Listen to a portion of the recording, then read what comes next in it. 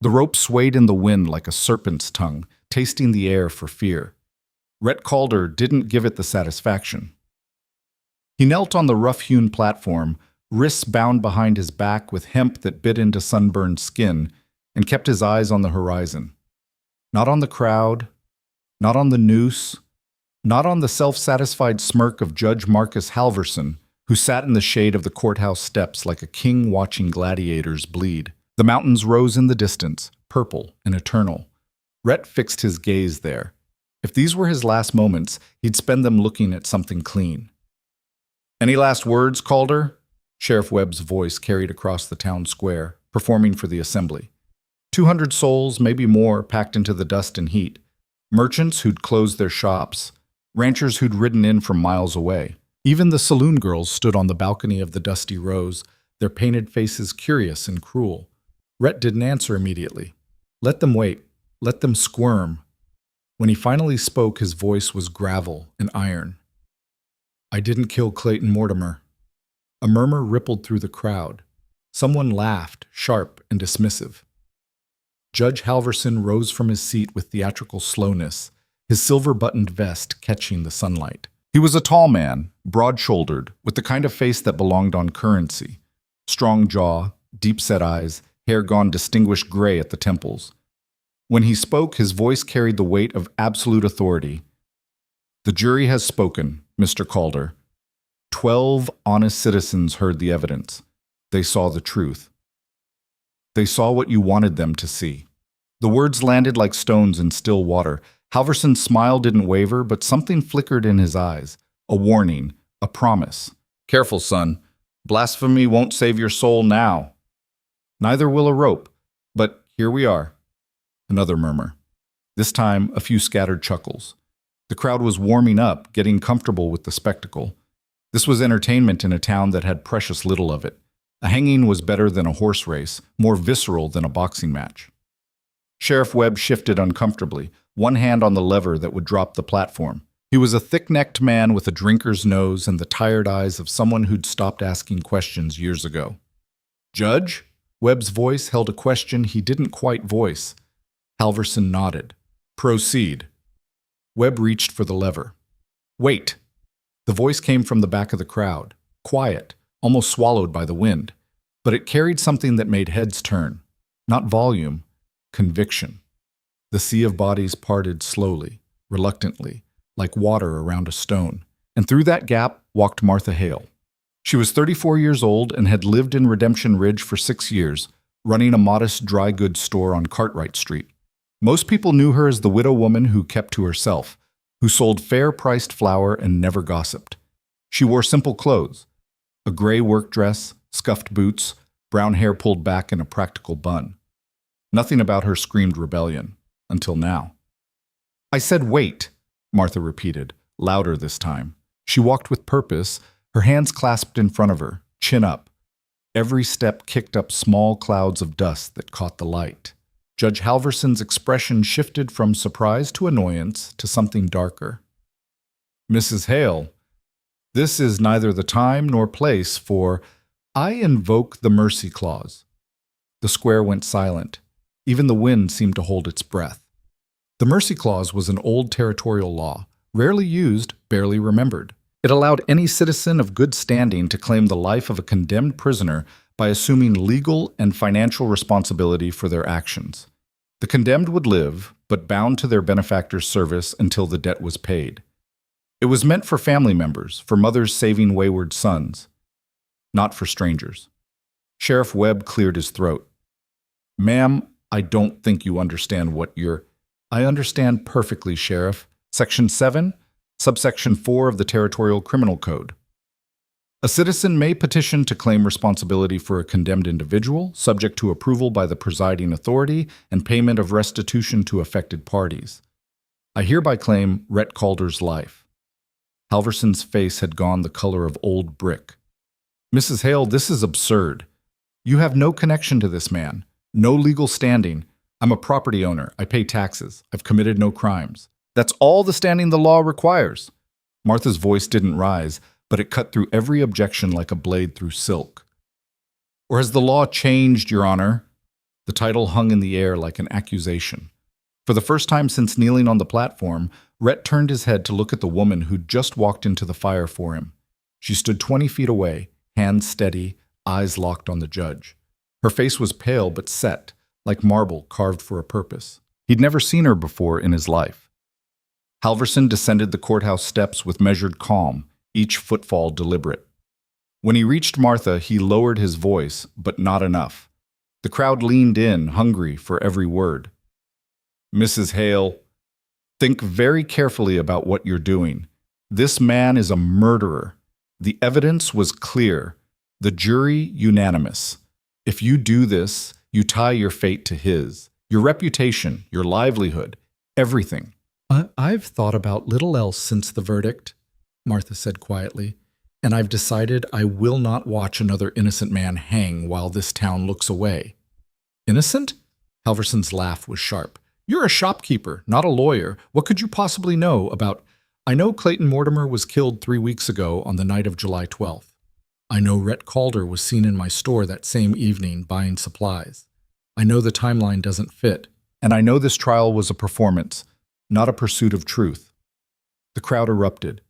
Voices overlapped, some shocked, some angry, some intrigued. Halverson raised a hand and silence crashed down like a hammer. "You're accusing this court of..." "I'm accusing no one. I'm simply exercising my legal right, unless you're saying the law doesn't apply equally." Martha's eyes didn't waver. "That would be troubling, Your Honor, very troubling indeed." The trap was sprung. Halverson saw it. Everyone saw it. If he denied her petition without cause, he'd reveal the truth she was implying. If he granted it, he'd lose control of the narrative. The judge's jaw worked silently for a moment. Then he smiled, cold and calculated.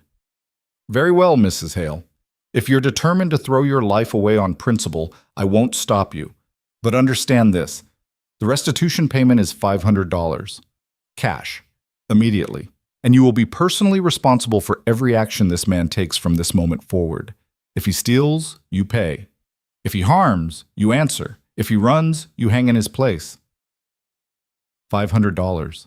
A fortune. More than Martha's store made in half a year. The crowd held its breath. Martha reached into the canvas bag hanging at her side. Her hand shook, just slightly, the first crack in her composure. She withdrew a leather pouch, heavy with coin, and held it out. "I believe you'll find it's all there." Halverson stared at the pouch like it was a snake. For a long moment he didn't move. Then, with visible effort, he took it. "Cut him down," he said flatly. Sheriff Webb hesitated. "Judge, are you sure?" "I said cut him down." The sheriff moved to obey, climbing the platform stairs with reluctant steps. He pulled a knife from his belt and sawed through the ropes binding Rhett's wrists. The hemp fell away, and Rhett stood slowly, blood rushing back into his hands with painful prickles. He turned to face Martha Hale. Up close, she was smaller than she'd seemed from a distance. The top of her head barely reached his shoulder, but there was steel in her spine, visible even through exhaustion and fear. "Why?" Rhett's voice was rough from thirst and days of silence.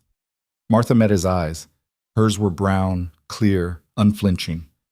"Because I saw what they did to you, and I'm tired of watching power crush truth." Before Rhett could respond, Halverson's voice cut between them. "How touching. But let's be clear about the terms, shall we?" He gestured to a clerk who'd appeared at his elbow, holding a ledger and pen. "Mrs. Hale, you are now legally bound to Rhett Calder. He will reside on your property. He will work under your supervision. Any crime he commits, any debt he incurs, any harm he causes, it all falls to you. This arrangement stands until the debt is satisfied or until one of you dies, whichever comes first." He paused, letting the weight of it settle. "Sign here." Martha took the pen without hesitation. Her signature was neat, practiced, certain. Then the clerk turned to Rhett. "You too, Calder. Unless you'd prefer the rope after all." Rhett looked at the document, then at Martha, then at the crowd of faces watching with mixed expressions of shock, disgust, and fascination.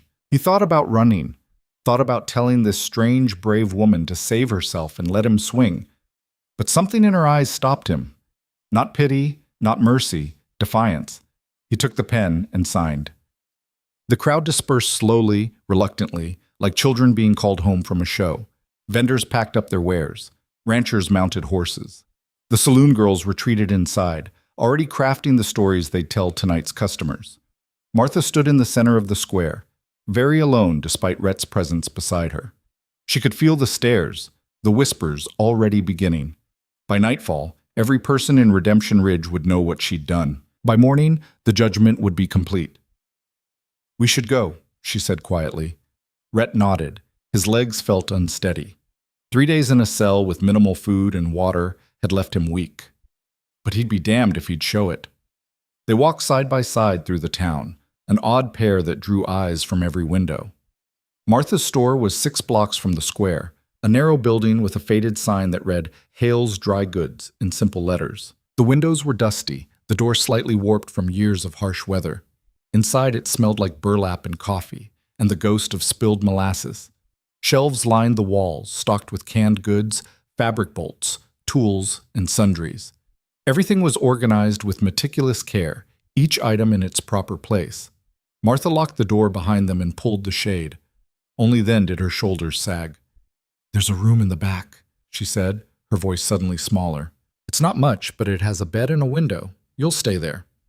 Rhett followed her through a narrow hallway to a cramped space that held a cot, a wooden chair, and a small table. A single window looked out on an alley. "Why did you do it?" he asked again. "You don't know me. You just spent a fortune and painted a target on your back for a man you've never met." Martha turned to face him. In the dim light of the back room, she looked older, more tired, but her eyes still burned. 3 years ago, my husband was accused of stealing cattle. He didn't do it. We didn't even own land suitable for cattle. But the accusation came from the right person, and the trial was a formality.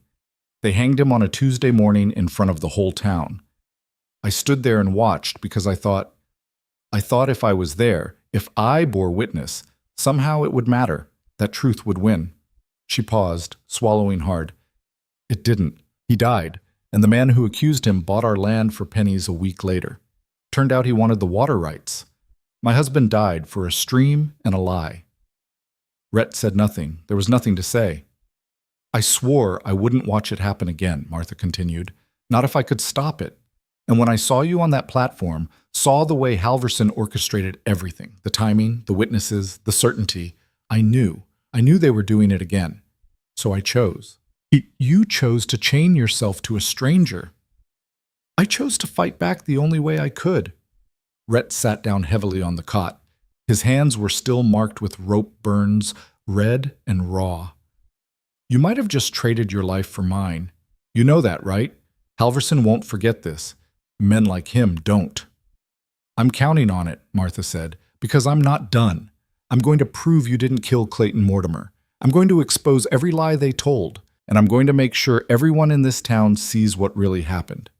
Rhett stared at her. You're insane. Probably. She almost smiled. But I'm also right, and that's going to have to be enough. That night, Martha lay awake in her own room upstairs, staring at the ceiling. Below, she could hear the occasional creak of the cot as Rhett shifted position. A stranger in her home. A condemned man bound to her fate. What had she done? The question circled her mind like a vulture. $500, her entire savings, everything she'd scraped together since Jonathan's death. Gone. And for what? A principle? A gamble that she could actually prove what she'd claimed? She thought about Jonathan's face the morning they'd taken him. The confusion, the fear, the way he'd looked at her as they'd led him away, as if she could somehow fix it. She hadn't been able to fix it then, but maybe she could fix it now. Across town, in the wood-paneled study of his private residence, Judge Marcus Halverson poured himself 2 fingers of bourbon and stared into the amber liquid like it held answers. She's more dangerous than I thought, he said to the man standing by the window. Victor Reese turned from his view of the darkened street. He was lean and sharp-featured, with the kind of eyes that missed nothing, a useful quality in Halverson's lead investigator and enforcer. Want me to handle it? Reese's voice was flat, professional. No. Halverson swirled his drink. Not yet. If Martha Hale or her pet murderer turns up dead right now, it'll prove everything she implied today. We need to be smarter. Then what? We make her life hell, quietly, systematically. She wants to play hero? Fine. We'll show her what happens to heroes in Redemption Ridge. Reese nodded slowly. And Calder? Watch him. If he steps 1 inch out of line, if he so much as looks at someone wrong, we bring the full weight of the law down on both of them. The mercy clause makes her responsible for his actions. We'll use that. What if he's actually innocent? Halverson's laugh was cold. Innocent, guilty, it doesn't matter. What matters is control. Clayton Mortimer's death served its purpose. It removed an obstacle. Calder's execution would have closed the book.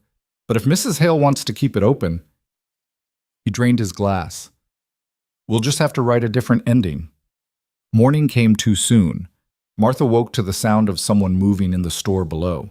Her hand went instinctively to the knife she kept under her pillow, a habit from living alone, before she remembered. Rhett. She dressed quickly and descended the narrow stairs to find him already up, standing by the front window, watching the street with the wariness of a hunted animal.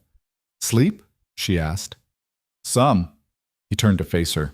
In daylight, she could see him more clearly. The hard lines of his face, the scar that ran through his left eyebrow, the shadows under his eyes that spoke of more than just 3 days in a cell. This was a man who'd lived rough and survived it. We need to talk about what happens next, Martha said, moving to the stove to start coffee. If I'm going to prove your innocence, I need to know everything. Start with the night Clayton Mortimer died. Rhett's jaw tightened. I already told the court. The court wasn't listening. I am. He studied her for a long moment, then nodded slowly. July 12th. I was camped about 15 miles north of here, up in the high country. Been trapping since spring. I came into town that evening for supplies, coffee, ammunition, salt pork. Stopped here, actually. You were helping another customer, didn't really notice me. Martha tried to remember. 3 weeks ago. A busy evening. What time? Sundown? Maybe 7 o'clock. And then? I bought what I needed and headed back. Made camp around midnight.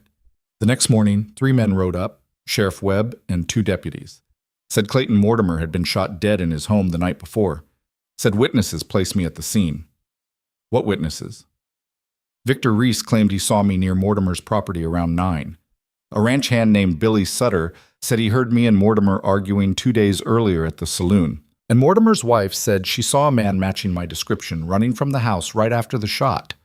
Martha poured 2 cups of coffee, thinking, were any of those things true? No, I've never been to Mortimer's property, never spoke to the man, never had reason to.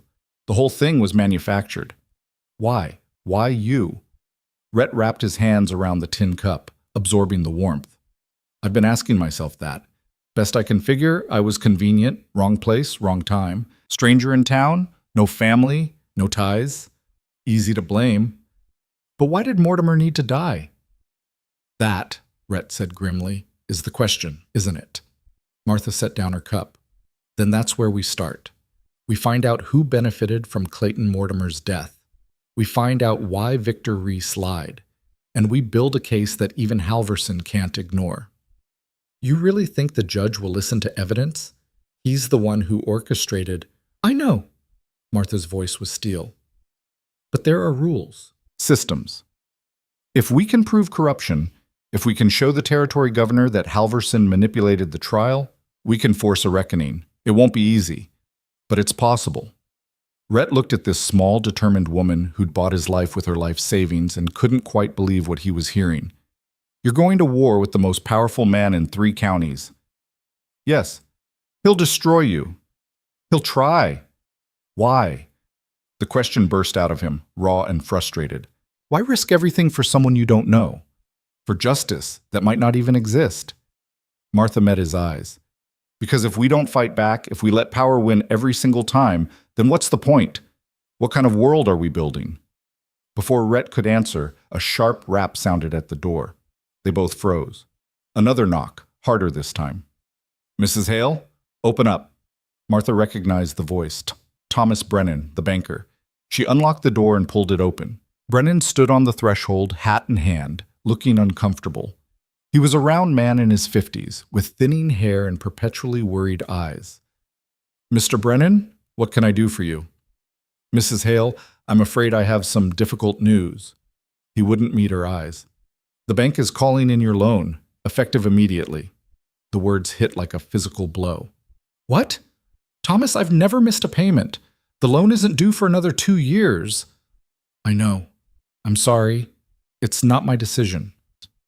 He finally looked at her, and she saw genuine regret there. Orders came down this morning. You have 30 days to pay the full balance or surrender the property.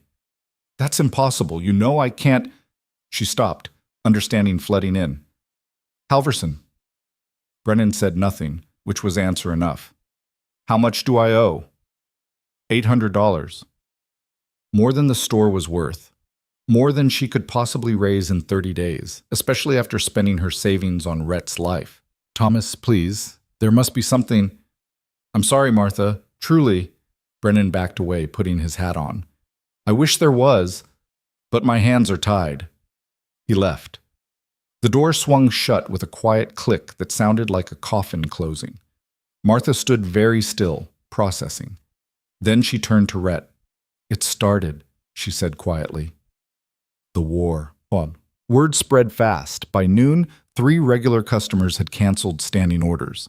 By evening, Martha noticed people crossing the street to avoid passing her store. The grocer who usually traded vegetables for her sewing work sent a curt note declining future exchanges. Redemption Ridge was a small town. Crossing Judge Halverson had consequences, and everyone was watching to see what those consequences would be. Rhett observed it all with growing anger and guilt. You should cut me loose, he said as Martha tallied the day's dismal receipts. Walk away from the mercy clause. Say I forced you. Say I threatened. No. Martha, no. She slammed the ledger shut. That's exactly what Halverson wants. He's betting I'll cave, that the pressure will break me. Well, I won't give him the satisfaction. Even if it costs you everything? Especially then. She stood, pacing the narrow space between shelves. Don't you see?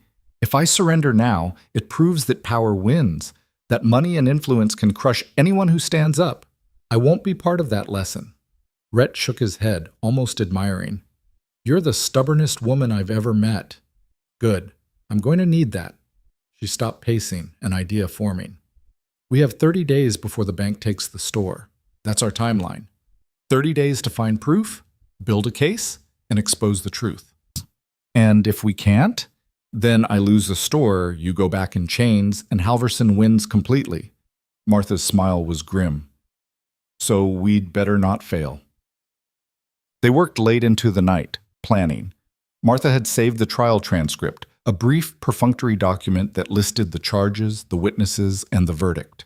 They spread it across the counter and studied it by lamplight. Victor Reese testified first, Martha read. Said he saw you near Mortimer's property at 9 p.m. Then Billy Sutter said you argued with Mortimer 2 days earlier at the Dusty Rose. Finally, Mrs. Mortimer testified you fled the scene. All lies, Rhett said, but lies that fit together. Someone coordinated them. We need to talk to these people, find the cracks. They won't talk to us. Reese works directly for Halverson. Sutter probably got paid to lie. And Mrs. Mortimer, Rhett paused. She just lost her husband. She'll believe what she needs to believe. Martha tapped the paper thoughtfully. Maybe. Or maybe she knows more than she said. Wives usually do. You want to interrogate a grieving widow? I want to ask her questions, gently. See if her story holds up. Martha looked at him. Did you actually come here that night? To my store? Yes, around 7, like I said. Then I'm your alibi. If Mortimer was killed at 9 and you were here at 7 and your camp was 15 miles away, she calculated, you'd need to cover that distance in 2 hours, commit murder, and get back, in the dark, over mountain trails. Impossible, even with a fast horse. Then the timeline doesn't work. We can prove that. Hope flickered in Martha's voice. We start there. We establish you couldn't have been at Mortimer's property when Reese claims. Then we find out why Reese lied. Rhett leaned back, studying her. You're actually good at this. I run a business. Solving problems is what I do. She allowed herself a small smile. This is just a bigger problem. Heat. The next morning, Martha opened the store as usual, though no customers came. Instead, at precisely 10 o'clock, Sheriff Webb arrived. He stood in the doorway, filling it with his bulk, looking unhappy about his errand. "Mrs. Hale, Mr. Calder." "Sheriff," Martha said coolly, "what can I do for you?" "Got a complaint. Mrs. Henderson says her chicken coop was raided last night. 4 birds taken. She says she saw someone matching Calder's description near her property around midnight." Martha's blood went cold. "That's ridiculous. Rhett was here all night. Can you prove that?" The question hung in the air. Martha and Rhett had separate rooms. She couldn't swear to his whereabouts every minute. Rhett stepped forward. "I didn't steal any chickens, Webb. This is obviously nothing until we investigate. I need you to come with me, Calder. Answer some questions." "He's not going anywhere without me," Martha said firmly. Webb sighed. "Mrs. Hale, you claimed responsibility for him. That doesn't make you his lawyer." "No, but it makes me legally liable, which means I have every right to be present when he's questioned." She grabbed her shawl. "Shall we?" The sheriff's office was a squat building that smelled like tobacco and unwashed bodies. Webb led them into a back room with a table and 2 chairs. "Sit," he ordered Rhett. "I'll stand." It wasn't a request. Rhett sat. Martha stood behind him, arms crossed. Webb pulled out a notepad. "Where were you last night between 11 p.m. and 1 a.m.? "Asleep in the back room of the store." "Anyone verify that?" Mrs. Hale was upstairs. "So no one actually saw you?" "I didn't steal chickens, Webb. Use your head. Why would I risk everything over 4 birds? Maybe you were hungry. Maybe you wanted to prove you could. Or maybe—" Webb leaned forward. "You're just naturally inclined to taking what isn't yours, like you took Clayton Mortimer's life." "He was acquitted of that," Martha interjected sharply. "He was spared the rope. Not the same thing." The door opened and Victor Reese walked in. He was dressed in a black suit, his eyes cold and assessing. "Sheriff, Mrs. Hale, Calder." He nodded to each in turn.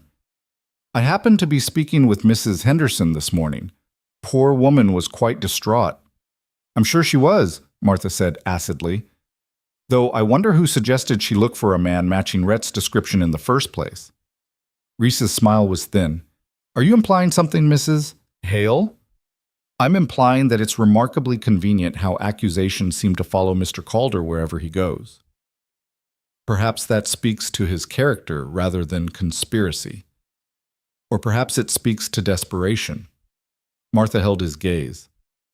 "Tell me, Mr. Reese, when you testified that you saw Rhett near Mortimer's property at 9 p.m. on July 12th, what exactly were you doing in that area?" The question caught him off guard. Just for a second, but Martha saw it. "I was conducting business for Judge Halverson." "What kind of business requires you to be at a remote property at night?" "That's privileged information." "How convenient." Reese's expression hardened. "Be careful, Mrs. Hale. You're on dangerous ground." "Is that a threat?" "It's advice. You've made your choice. But choices have consequences, for you and for him." He glanced at Rhett. "I'd hate to see either of you suffer unnecessarily." He left. The temperature in the room seemed to drop 10 degrees. Webb cleared his throat. "Look, I don't have enough to hold him on the chicken thing. But Mrs. Hale, you need to understand, Calder steps wrong even once, and I'll have no choice. The mercy clause puts his actions on you, but it doesn't protect him from the law." "I understand perfectly, Sheriff. Just make sure the law is applied fairly." They left the office and walked back through town in silence. Martha could feel eyes watching from windows, faces turning away when she looked. "They're going to keep doing this," Rhett said quietly. "Accusations, pressure, they'll manufacture crisis after crisis until you break." "I know." "So what do we do?" Martha stopped walking and turned to face him. "We fight back, starting now." That afternoon, Martha did something she'd never done before. She closed the store in the middle of the day and left a sign reading, "Back tomorrow." She and Rhett walked to the edge of town, where a small white house sat behind a picket fence. This was the Mortimer residence. A woman answered their knock.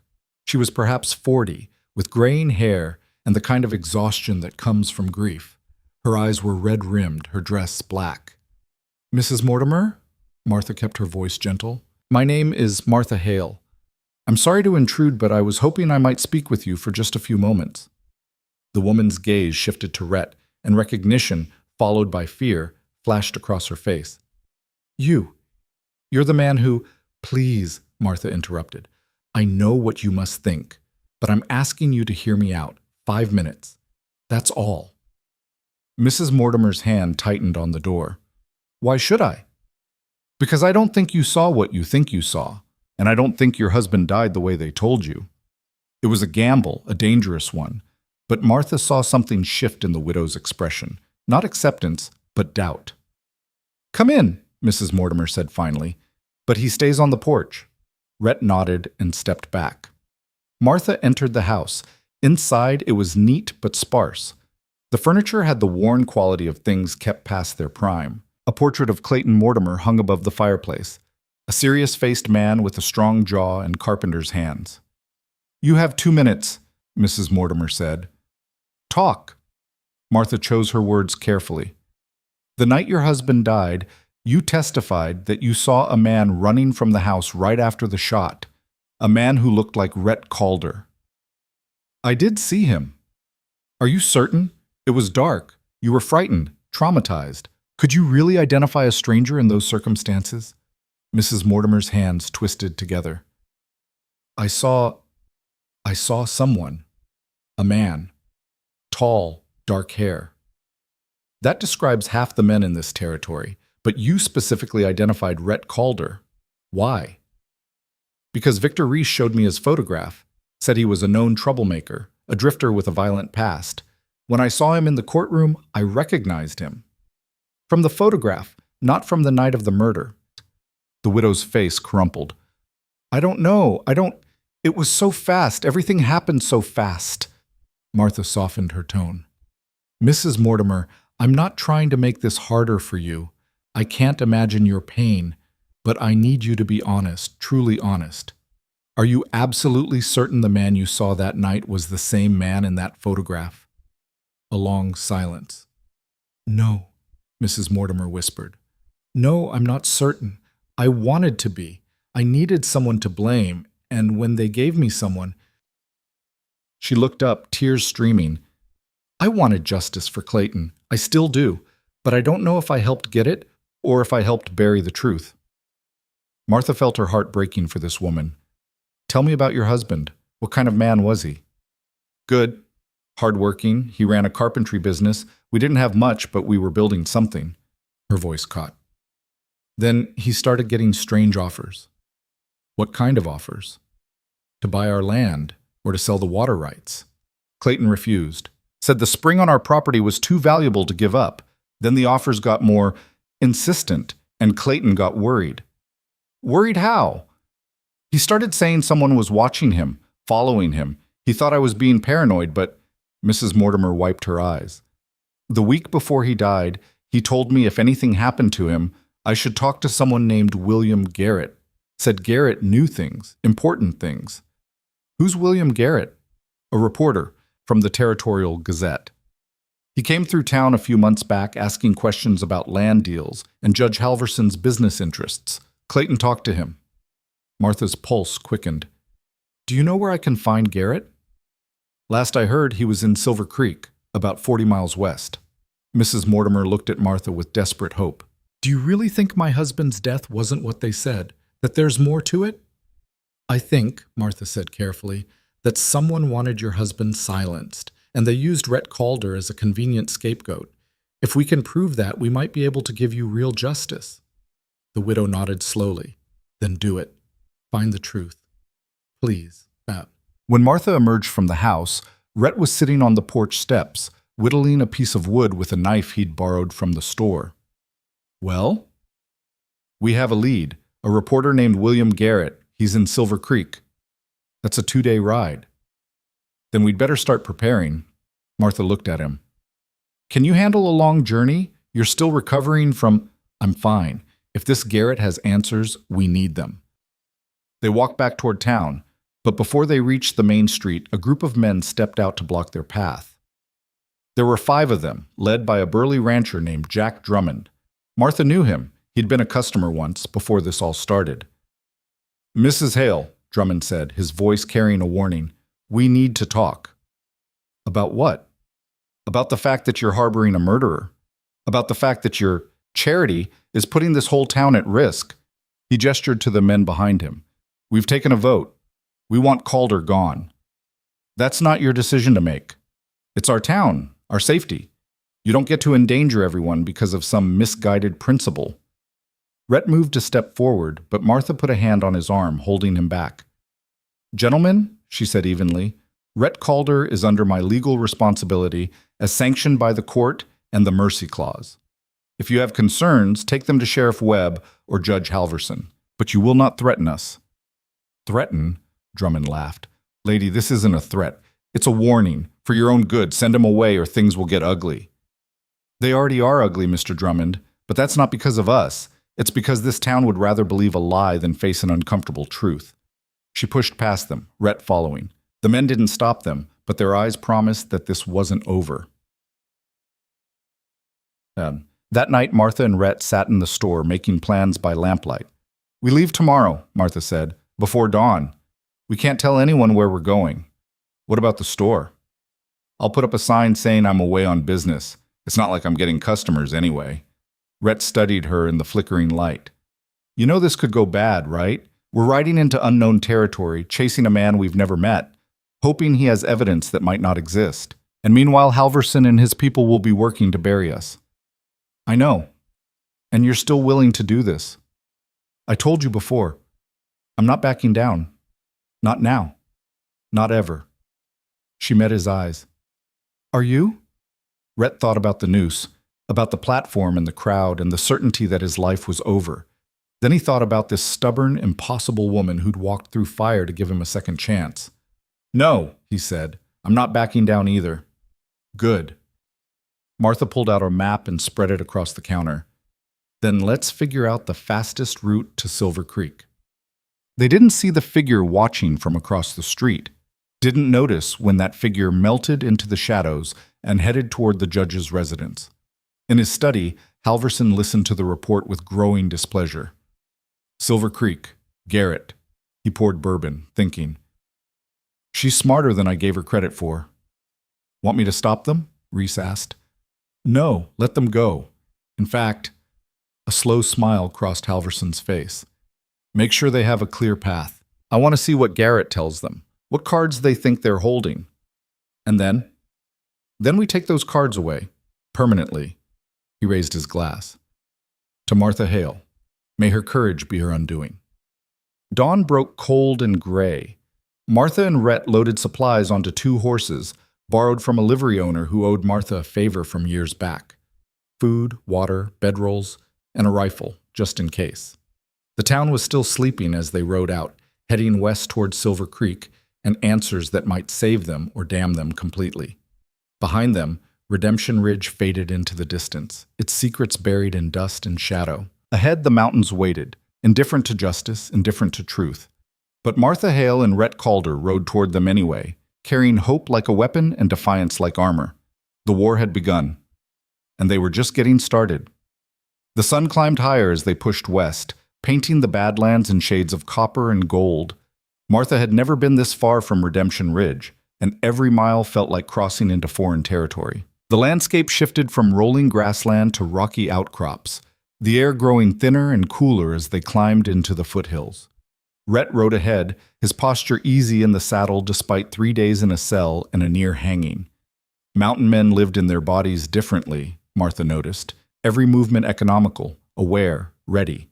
He'd check the horizon every few minutes, scanning for trouble with the automatic vigilance of someone who'd survived by staying alert. We'll need to water the horses at Blackstone Creek, he said without turning around. Another hour ahead. Then we can make decent time before nightfall. Martha shifted in her saddle, already feeling the ache in her thighs. She'd ridden before, but never for distance like this. Pride kept her from complaining. How far do you think we'll get today? 25 miles if we're lucky. Terrain gets rougher past Blackstone. He glanced back at her. You holding up? I'm fine. His mouth quirked. Not quite a smile, but close. You're stubborn, I'll give you that. Takes one to know one. They rode in silence for a while. The only sounds, the creak of leather, the rhythmic clop of hooves, and the wind moving through sparse pine trees. Martha found herself studying the man ahead of her, the stranger whose life was now tangled with hers. She knew almost nothing about him beyond the basic facts: mountain man, trapper, accused murderer. But there were questions she needed answered if they were going to survive this together. "Rhett," she said finally, "tell me about your past. Before you came to Redemption Ridge." His shoulders tensed slightly. "Not much to tell. I don't believe that. A man doesn't end up living alone in the mountains for no reason." He was quiet for so long she thought he wouldn't answer. Then he spoke, his voice flat and distant. "I had a wife once, Sarah. We had a small farm in Missouri, nothing fancy, grew corn, raised a few head of cattle. It was enough." He paused. "Then the war came." Martha waited. The war. Everyone over 30 had a war story, and none of them ended well. "I enlisted. Figured I'd do my part, be back in a year. It took 4. By the time I got home..." His voice roughened. "Cholera had swept through. Sarah was gone. The farm was gone. Everything I'd left behind had just vanished."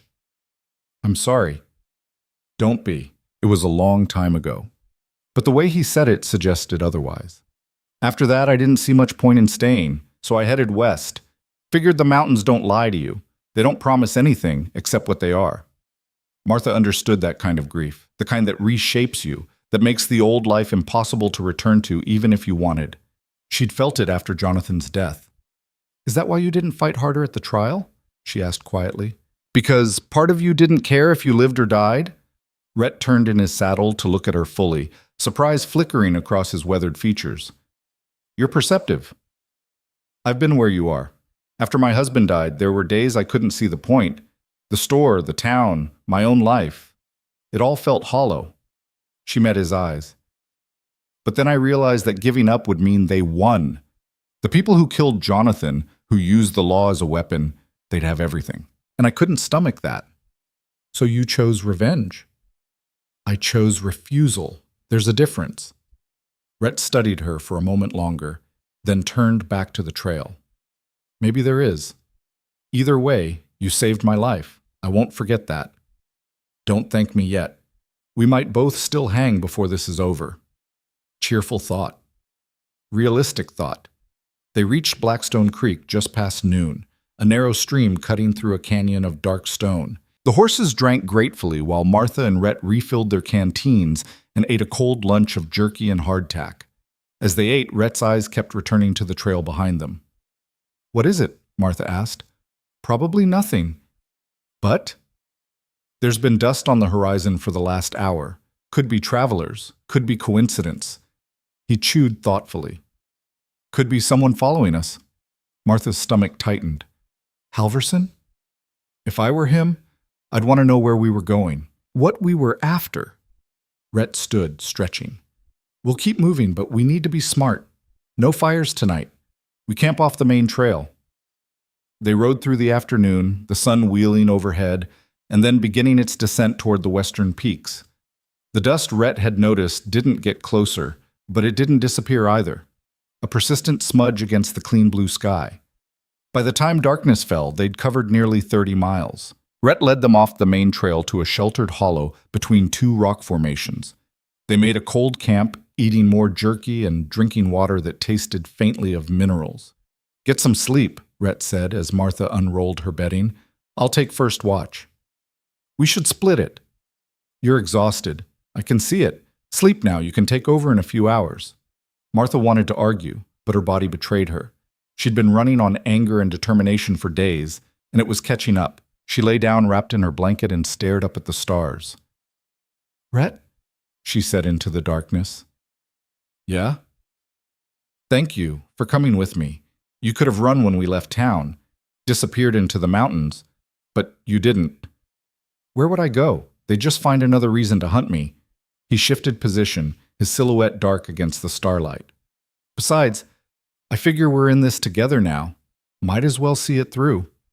Martha smiled despite everything. "Stubbornness. Like you said, takes one to know one." She closed her eyes, and despite her worries, sleep came quickly. She woke to Rhett's hand on her shoulder and his voice low and urgent in her ear. Don't move. Don't make a sound. Her eyes snapped open. The moon had risen, painting everything in silver and shadow. Rhett was crouched beside her, every line of his body tense. What? Riders! 3 of them, camped about a quarter-mile south. Martha's heart hammered. Did they see us? Don't think so, but they're between us and the trail. We're boxed in until they move. Are you sure they're following us? No, but I'm not willing to bet our lives they're not. He moved back to his watching position. Try to sleep. We'll slip out before dawn, circle around them. But sleep was impossible now. Martha lay awake, listening to the night sounds. Wind, distant coyotes, the occasional stamp of their horses. Every noise seemed amplified, potentially dangerous. An hour before dawn, Rhett woke her again. Time to move, quiet as you can. They packed in darkness, every movement deliberate and slow.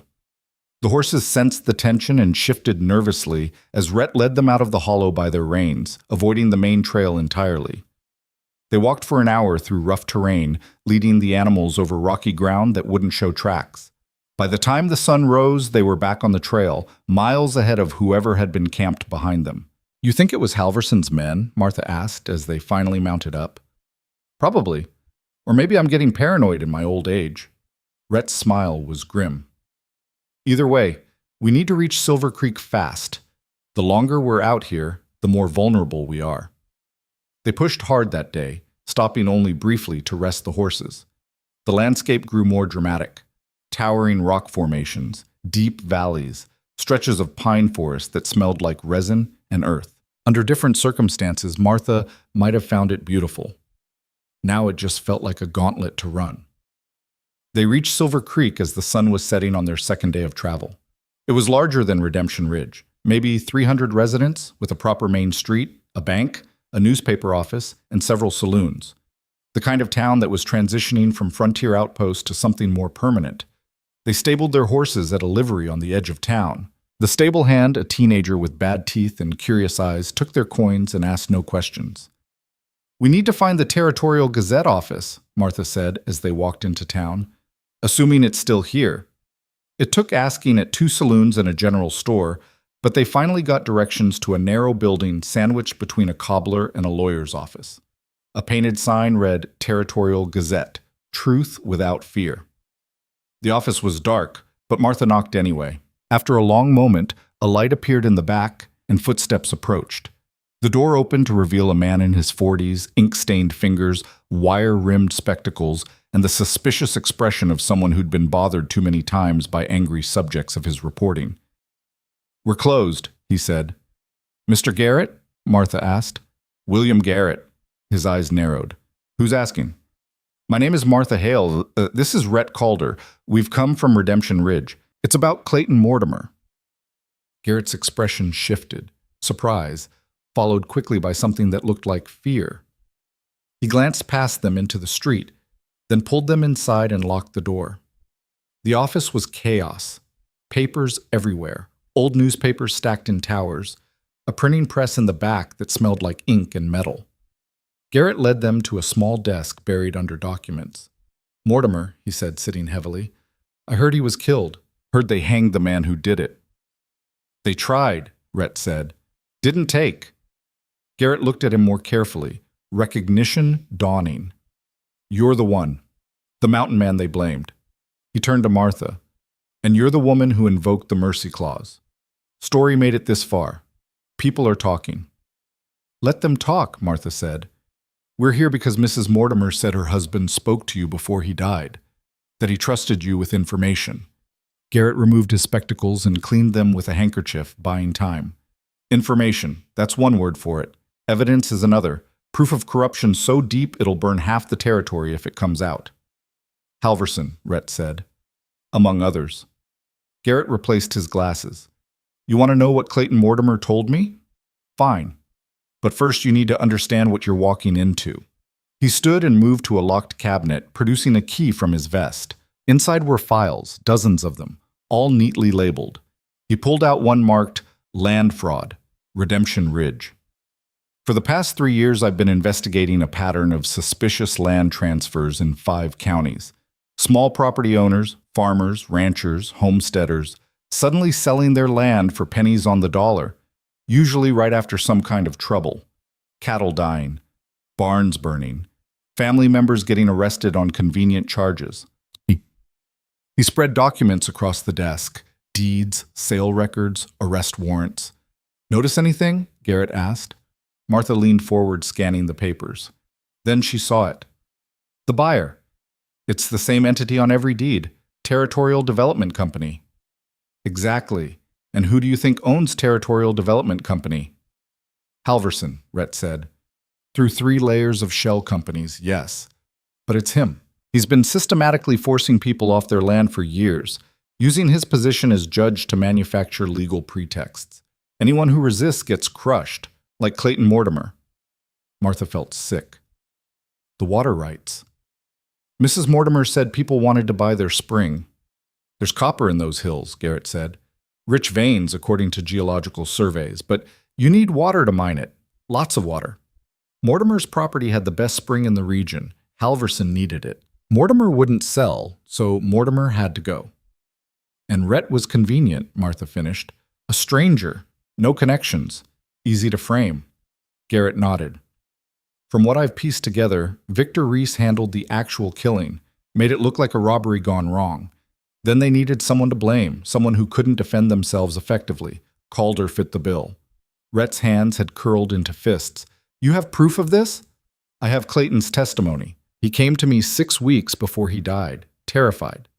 Said he'd been threatened, that he'd overheard Reese and another man, Billy Sutter, I think, talking about staging something to force him out. He wanted someone to know, in case anything happened. Did he give you names, details? Some. Not enough for a criminal case, but enough to establish a pattern. Garrett pulled out a ledger. This is Clayton's record of every offer, every threat, every strange occurrence on his property for 6 months before his death. It's all here. Martha took the ledger, her hands trembling slightly. This was it, real evidence, the kind that could break Halverson's story apart. Why didn't you publish this? She asked. After Clayton died, why not expose everything? Garrett's expression turned bitter. I tried. Wrote a 3-part series laying out the whole conspiracy. My editor killed it. Said we didn't have hard enough proof. That accusing a territorial judge of murder was too dangerous. A week later, the paper was bought out by new ownership. I was told to drop the story or lose my job. Let me guess, Rhett said. The new owner has ties to Halverson. You're catching on. Martha felt anger building in her chest. So everyone just lets it happen. Everyone knows, but no one acts. It's not that simple, Garrett protested. Halverson has power, money, connections that reach all the way to the territorial governor. Going against him isn't just dangerous, it's suicide. I have a family, Mrs. Hale, a wife, and 2 daughters. I can't what? Stand up for the truth? Isn't that your job? My job is to survive long enough to fight battles I can win. The room went silent. Martha understood his position. She even sympathized with it. But understanding didn't make it easier to swallow. We're going to take him down, she said quietly. With or without your help. But it would be easier with. Garrett looked at her for a long moment. You're either very brave or very stupid. Probably both. Will you help us? He sighed, rubbing his face. What exactly are you planning? We go back to Redemption Ridge. We demand a new trial based on this evidence. We force everything into the open where Halverson can't hide it. He'll never allow it. He won't have a choice. Not if we make enough noise. Not if we get the territorial governor involved. Martha leaned forward. You said you couldn't publish the story before because your editor killed it. But what if we gave you new evidence, fresh testimony? What if we turned this into something too big to ignore? Garrett's eyes lit up, the gleam of a reporter scenting a real story. What kind of evidence? Mrs. Mortimer is willing to testify that she's not certain Rhett was the man she saw. That's recantation of key witness testimony. We have the timeline problem. Rhett couldn't have been in 2 places at once. And now we have Clayton's ledger showing motive and pattern. It's circumstantial, Garrett warned. A good lawyer could tear it apart. Then we need more. We need to break Reese or Sutter, get one of them to confess. Rhett shook his head. They won't talk. They're too deep in it. Everyone talks eventually, Martha said. You just need to find the right pressure point. Garrett stood and paced, thinking. There might be another angle. About 3 months ago, I got a tip about a witness, a drifter who was passing through the night Mortimer died. Said he saw something strange near Mortimer's property. I tracked him down, but before I could interview him properly, he disappeared. Vanished completely. You think Halverson got to him? I think someone did. But here's the thing, the man who gave me the tip, a bartender at the Silver Moon Saloon, he might remember details. Names. Where the drifter was headed. Martha felt hope stirring. Can we talk to him? He works nights. We'd need to wait until tomorrow. Garrett glanced at the darkened window. You should stay in town tonight anyway. Rest up. I'll see what else I can dig up from my files. Where should we stay? Rhett asked. Hotels will ask questions. There's a boarding house 2 blocks south, run by a widow named Mrs. Chen. She's discreet, doesn't pry. Tell her I sent you. They found the boarding house easily enough. A tidy 2-story building with lace curtains and a small garden. Mrs. Chen was a small woman in her 60s with sharp eyes and a no-nonsense demeanor. She took Martha's money and showed them to 2 small rooms on the 2nd floor without asking a single question. Martha's room was simple but clean. A bed, a washstand, a chair by the window. She stood at that window now, looking out at Silver Creek's quiet streets, and allowed herself to feel the exhaustion she'd been holding back. 2 days of hard writing, 2 nights of fear, and now they were deeper into this mess than ever, chasing leads that might evaporate like morning mist. A soft knock at her door made her turn. It's me, Rhett's voice. She opened the door. He stood in the hallway, looking as tired as she felt. You should rest, he said. Tomorrow's going to be long. So should you. I will. I just wanted to say... He paused, searching for words. What you said to Garrett about taking Halverson down, you meant it. Of course I meant it. I know. That's what worries me. His expression was serious. Martha, these are dangerous men. They've already killed to protect their secrets. They won't hesitate to kill again. You need to understand what we're risking. I do understand. But what's the alternative? We run? We hide? We let them win? We stay alive. That's not enough for me. Martha met his eyes. I spent 3 years being afraid after Jonathan died. Afraid to fight back, afraid to make waves, afraid to do anything except survive. And you know what? That fear didn't protect me. It just made me smaller, weaker. I won't live like that anymore. Rhett was quiet for a moment. Then unexpectedly, he smiled. A real smile this time, not bitter or resigned. You remind me of Sarah, my wife. She had that same fire, that same refusal to back down. His smile faded. I couldn't save her, but maybe I can help save you. I don't need saving, Rhett. I need a partner. Then that's what you've got. He left, and Martha closed the door, feeling something shift in her chest. They'd started this journey as strangers bound by legal necessity. But somewhere between Redemption Ridge and Silver Creek, that had changed. They were allies now, maybe even friends. She lay down on the narrow bed and slept more soundly than she had in days. Morning came with the smell of coffee and frying bacon drifting up from the boarding house kitchen. Martha washed, dressed, and went downstairs to find Rhett already eating breakfast at a small table. Mrs. Chen served her without comment, eggs, bacon, fresh bread, and coffee strong enough to strip paint. Garrett sent a message, Rhett said, pushing a folded note across the table. The bartender, his name is Frank Delacroix. He'll talk to us this afternoon. Garrett's meeting us at the saloon at 2 o'clock. Martha nodded, eating mechanically. Her mind was already racing ahead, planning. They spent the morning walking through Silver Creek, trying to look like ordinary travelers. Martha bought supplies they didn't really need, just to have a reason to talk to shopkeepers and get a feel for the town. Rhett stayed quiet, watchful, his eyes constantly scanning for threats. At 2 o'clock, they met Garrett outside the Silver Moon Saloon, a modest establishment that catered to miners and ranch hands. Even at this hour, it was half full, the air thick with tobacco smoke and the sound of rough laughter. Frank Delacroix was behind the bar, a stocky man with gray hair and the weathered hands of someone who'd worked hard his whole life. Garrett introduced them, and Delacroix led them to a back room that smelled like whiskey and old wood. "You're here about the drifter," Delacroix said without preamble. "The one I told you about." "Yes," Garrett said. "Can you remember anything else? A name, description, where he might have gone?" Delacroix scratched his jaw. "Tall fellow, young, maybe 25. Had a scar here." He traced a line down his left cheek. "Said his name was Tommy Birch. Came through in mid-July, stayed 2 nights.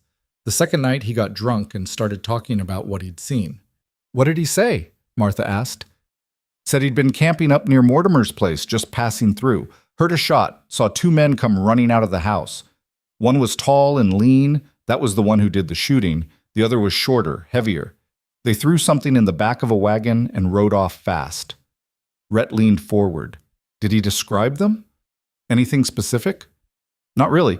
It was dark and he was far enough away he couldn't see faces, but he said the wagon had some kind of marking on the side. A logo or something. He couldn't make it out clear." "What happened to him?" Garrett asked. "That's the strange part. Next morning, he was gone. Didn't settle his bill, didn't say goodbye. I figured he just took off. But then about a week later, someone came asking about him. Tall man, fancy suit, cold eyes. Asked if a drifter matching Tommy's description had come through." "Victor Reese," Martha said. "Never got his name, but he had authority written all over him, the kind of man you don't say no to." Delacroix shook his head. "I told him what I knew. Didn't see the harm at the time." "Did this Tommy say anything else? Anything that might help us find him?" "He mentioned heading north, talked about mining work in Copper Falls. That's about 60 miles from here." Delacroix hesitated. "Look, I don't know what you folks are mixed up in, but if Reese was asking about that boy, chances are the boy's not asking questions anymore. If you catch my meaning." The implication hung heavy in the air. "We need to try anyway," Martha said. "If there's any chance he's alive, any chance he'll testify, then we go to Copper Falls," Rhett finished. Garrett looked worried. "That's taking you farther from Redemption Ridge, farther from safety. And if Reese already found this Tommy Birch, then we need to know that too," Martha said firmly. "Either way, it's another piece of the puzzle." They left the saloon and walked back toward the boarding house, discussing their next move. Copper Falls was 2 days' hard ride north. That meant 4 more days away from Redemption Ridge, 4 more days for Halverson to tighten his grip, to spread lies, to make their eventual return even more dangerous. But it also meant a potential witness, someone who could testify to seeing 2 men, not 1. Someone who could corroborate their version of events. "We should leave at first light," Rhett said. "The longer we stay in one place—" He stopped mid-sentence, his body going tense. Martha followed his gaze. 3 men had just rounded the corner ahead, hard-looking men with guns on their hips, and the purposeful stride of people on a mission. "Back alley," Rhett said quietly. "Now." They turned and walked quickly toward a narrow passage between buildings. Behind them, someone shouted, "That's them!" They ran. The alley opened onto a side street. Rhett grabbed Martha's hand and pulled her left, toward where they'd stabled the horses. Behind them, boots pounded on packed earth, and voices yelled orders. The livery was 50 yards ahead. They could see the stable hand look up in surprise as they sprinted toward him. "Our horses!" Rhett barked, throwing coins at the boy. "Now!" The kid moved fast, understanding trouble when he saw it. He led their mounts out just as their pursuers burst around the corner. Rhett practically threw Martha into her saddle, then swung onto his own horse. They kicked into a gallop, racing down the street as shouts erupted behind them. A gunshot cracked the air. Martha flinched but didn't slow. They thundered through Silver Creek, scattering pedestrians, drawing stares and shouts. At the edge of town, Rhett veered onto a trail heading north. They rode hard for an hour before Rhett finally slowed, checking behind them. The pursuit had either given up or fallen too far back to see. "You all right?" he asked, breathing hard. "Yes." "Who were they?" "Don't know. Could be Halverson's men, could be local law Halverson paid off." He checked the trail again. "Either way, they knew we were there. Someone talked." Martha's mind raced. "Garrett, maybe, or the bartender, or someone saw us and sent word." Rhett shook his head. "Doesn't matter now. We can't go back to Silver Creek. We head north, find this Tommy Birch if he's still alive, and then we make our move." We don't even know if Birch exists. No, but right now he's the best chance we've got. They rode through the afternoon, pushing the horses as hard as they dared. The landscape shifted again. More trees, deeper valleys, the air carrying the scent of pine and coming snow. Winter was approaching the high country. That night they made another cold camp, huddled in their blankets as the temperature dropped. Martha's whole body ached from days of riding, and her mind kept circling back to those men, those guns, that moment of running for their lives. "This is only going to get worse," she said into the darkness. Rhett didn't argue. "Yeah, it is. Are we insane? 2 people against a judge, his men, his money, his power?" "Probably." She heard him shift position. "But you were right about one thing. The alternative is worse. If we back down now, we're admitting that power wins. That justice doesn't matter. That truth is whatever the strongest man says it is. And you care about that?" A long pause. "I didn't used to.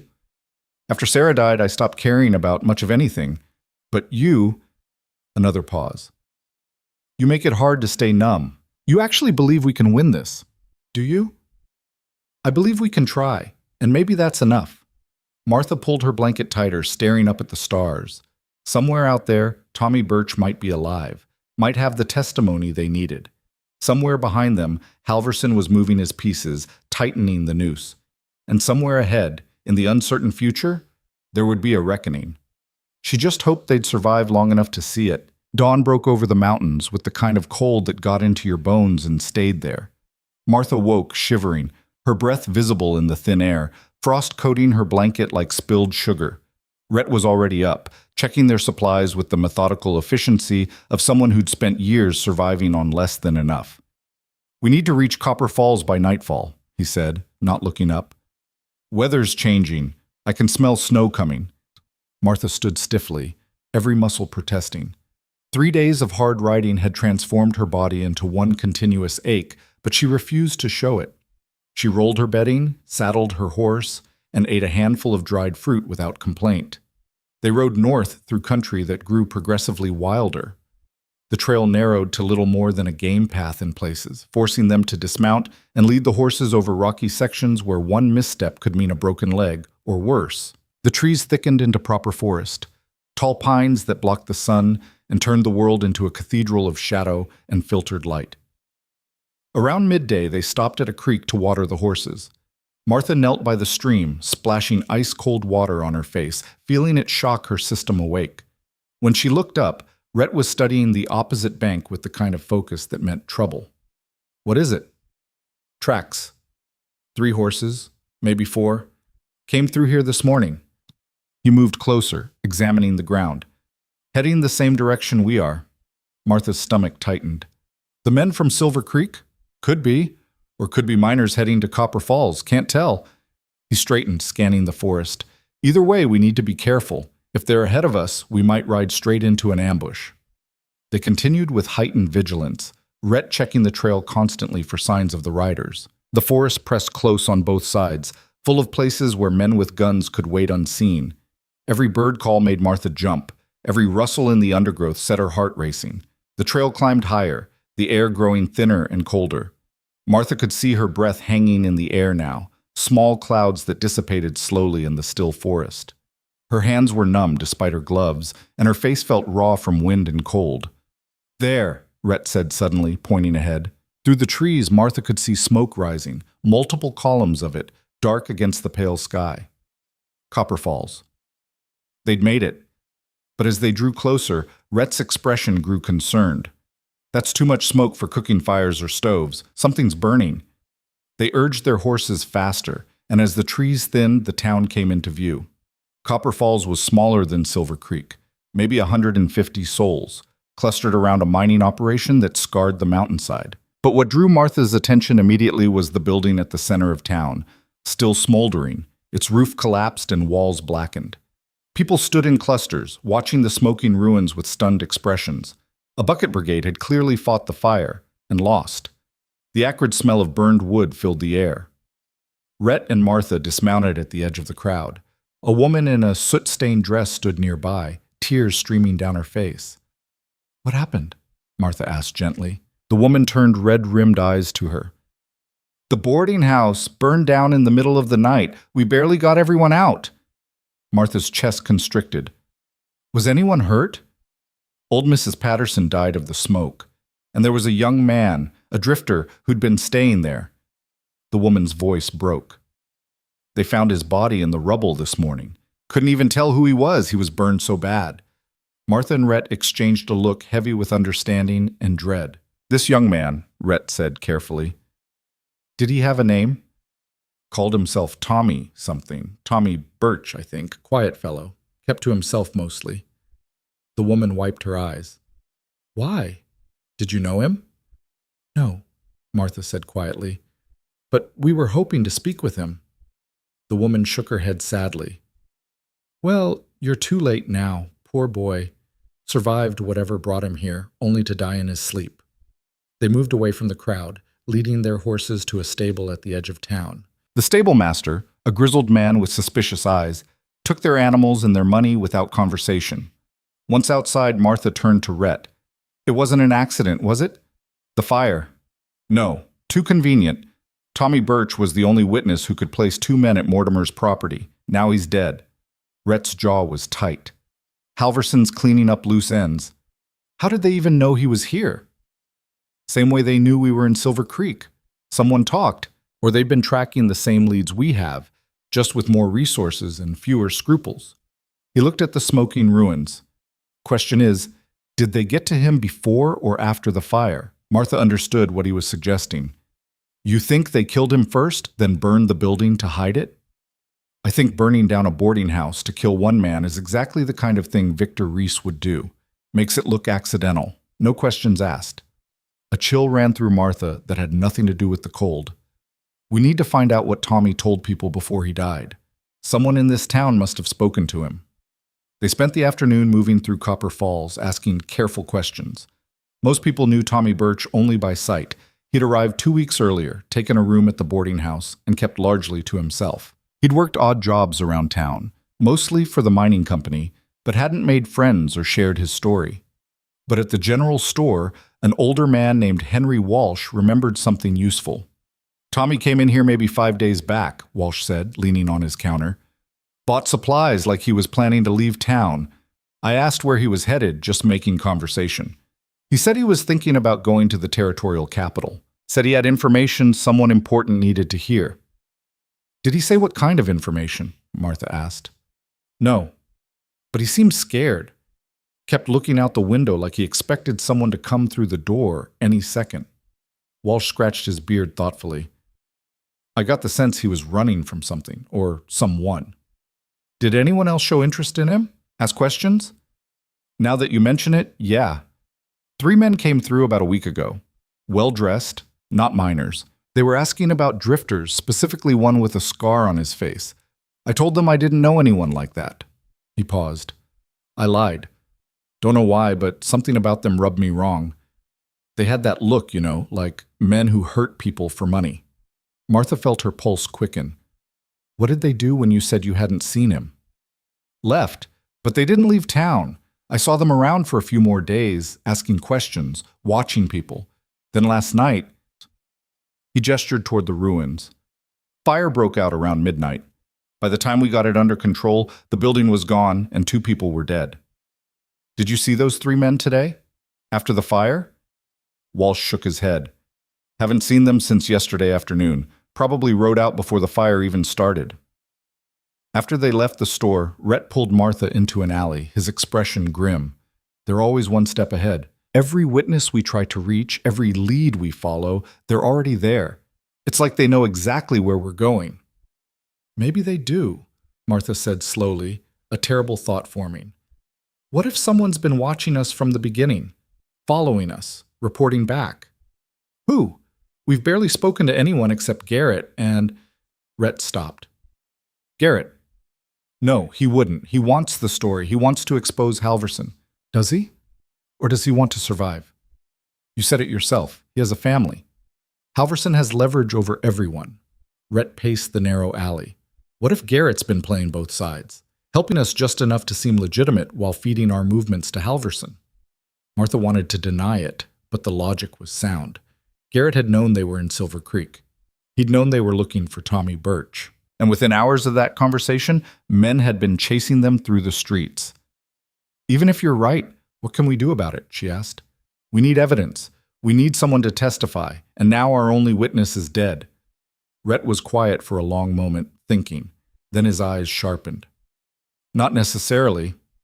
Tommy told the store owner he had information for someone important. What if he wrote it down, made a record in case something happened to him? His belongings would have burned in the fire. Unless he kept something important somewhere else, somewhere safe. Rhett turned to her. We need to search what's left of that boarding house. Tonight, when no one's watching. It was a risk. Poking through the ruins of a building where 2 people had died would raise questions if they were caught. But Martha couldn't see another option. They'd come too far, lost too much to turn back now. They waited until full dark, until the town had gone quiet and the last curious onlookers had returned home. The moon was nearly full, providing enough light to see by, but also enough to make them visible if anyone looked. They moved carefully through the shadows, approaching the burned building from the back.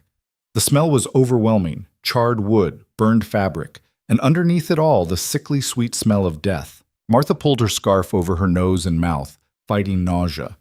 The roof had collapsed inward, leaving the walls standing like broken teeth against the night sky. Debris was everywhere, fallen beams, shattered furniture, the twisted remains of a cast iron stove. In the moonlight, it looked like the skeleton of some massive beast. Tommy's room was on the 2nd floor, Rhett whispered. Back corner, according to the stable master. If anything survived, it'll be buried under all this. They began carefully moving debris, working as quietly as possible. Every scrape of wood against wood sounded deafening in the silence. Martha's hands were soon black with soot, her clothes filthy, but she kept digging. An hour passed. Then another. Martha was beginning to lose hope when Rhett made a soft sound of discovery. Here. He'd uncovered what looked like the remains of a small trunk, partially protected by a collapsed beam.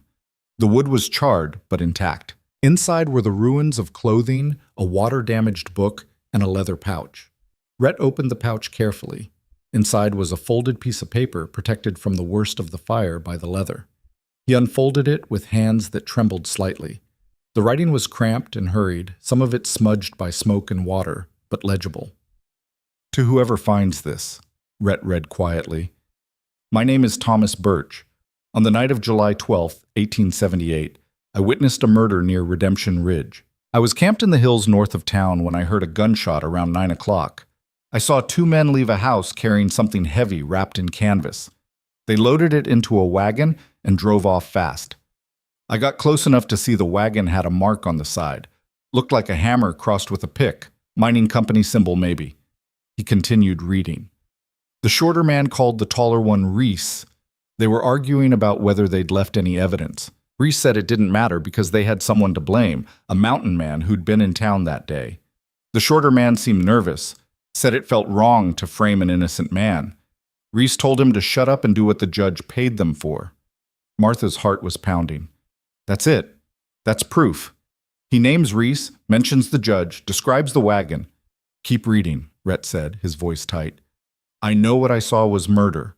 I know they're going to blame someone else. I tried to tell someone in Silver Creek, but men came asking about me and I ran. I've been running ever since. If you're reading this, I'm probably dead. Please get this to the territorial governor or the federal marshal. Don't let them get away with it. Don't let an innocent man hang for something Victor Reese did. The letter was signed with a shaky signature. Thomas Birch. Witnessed this day, August 3rd, 1878. For a long moment, they just stared at the paper. Then Martha carefully folded it and tucked it into her jacket, close to her heart. We have it, she breathed. Actual evidence. Written testimony from a witness. A dead witness, Rhett reminded her. Halverson will claim it's a forgery, that we wrote it ourselves. Maybe. But combined with everything else, Clayton's ledger, Mrs. Mortimer's uncertainty, the timeline problems, it's enough to demand a real investigation. Enough to force the territorial governor to pay attention. They were about to leave when voices sounded nearby. Rhett grabbed Martha's arm and pulled her down behind a partially standing wall. Through the gaps in the charred wood, they could see 2 men approaching the ruins carrying lanterns. "You sure you saw someone?" one man asked. "I'm telling you, there were people poking around here, probably looters." The men began circling the building, their lanterns casting moving shadows across the destruction. Martha held her breath, pressing herself against the wall. Beside her, Rhett had gone completely still, his hand on the knife at his belt. The men came within feet of their hiding place. Martha could hear their breathing, smell the tobacco on their clothes. Then one of them stopped, his lantern swinging toward their position. "There, you see that? Fresh disturbance in the ash. Could be animals. Animals don't move beams that size." The second man drew a pistol. "Come out. We know you're there." Rhett looked at Martha, a question in his eyes. She gave the tiniest shake of her head. They couldn't run without being seen, couldn't fight without killing these men who were just doing their job. The first man stepped closer, raising his lantern high. Light spilled across the rubble, creeping toward their hiding place. Another few seconds, and they'd be visible. Then, from across town, a bell began clanging urgently. "Fire!" someone shouted. "Fire at the mine!" The two men froze, looking at each other. Then they ran, abandoning their search to help fight this new crisis. Martha sagged with relief. Rhett pulled her to her feet. "Time to go. Now."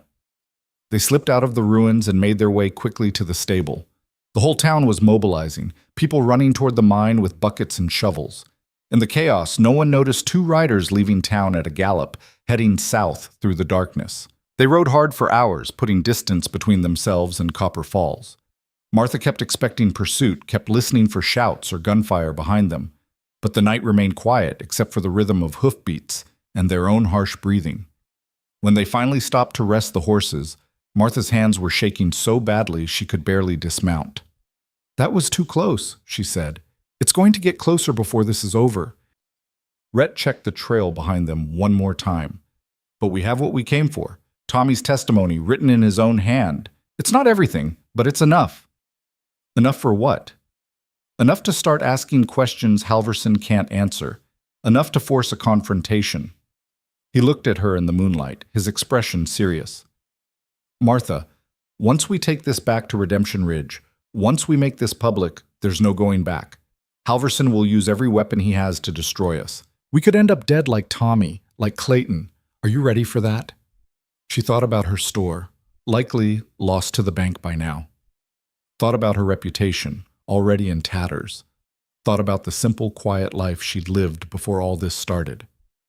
Then she thought about Jonathan's face as they led him to the gallows. About Clayton Mortimer, murdered for a water right. About Tommy Birch, burned alive for witnessing a crime. "I'm ready," she said firmly. "Let's finish this." They rode through what remained of the night, stopping only briefly to rest before pushing on. The landscape grew familiar as they neared Redemption Ridge, the specific shape of distant peaks, the particular quality of the light. Martha had left this place 6 days ago. It felt like 6 years. By the time they reached the outskirts of town, the sun was climbing toward noon. They approached cautiously, unsure what they'd find. Had Halverson tightened his grip? Had her store been seized? Were there wanted posters with their faces? The town looked normal at first glance. People moved about their business. Wagons rattled down the main street. The saloons were open. But as they rode deeper into Redemption Ridge, Martha noticed the stairs. The way conversation stopped when people saw them. The curtains twitching in windows. They tied their horses outside Martha's store. The building looked abandoned, windows dark, the closed sign still hanging crooked on the door. But when Martha tried the handle, it was unlocked.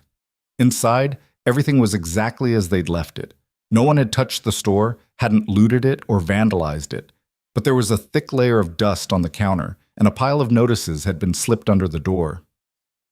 Martha picked them up with trembling hands. Bank foreclosure notice. Tax assessment overdue. A warrant for Rhett's arrest for violating the terms of his release.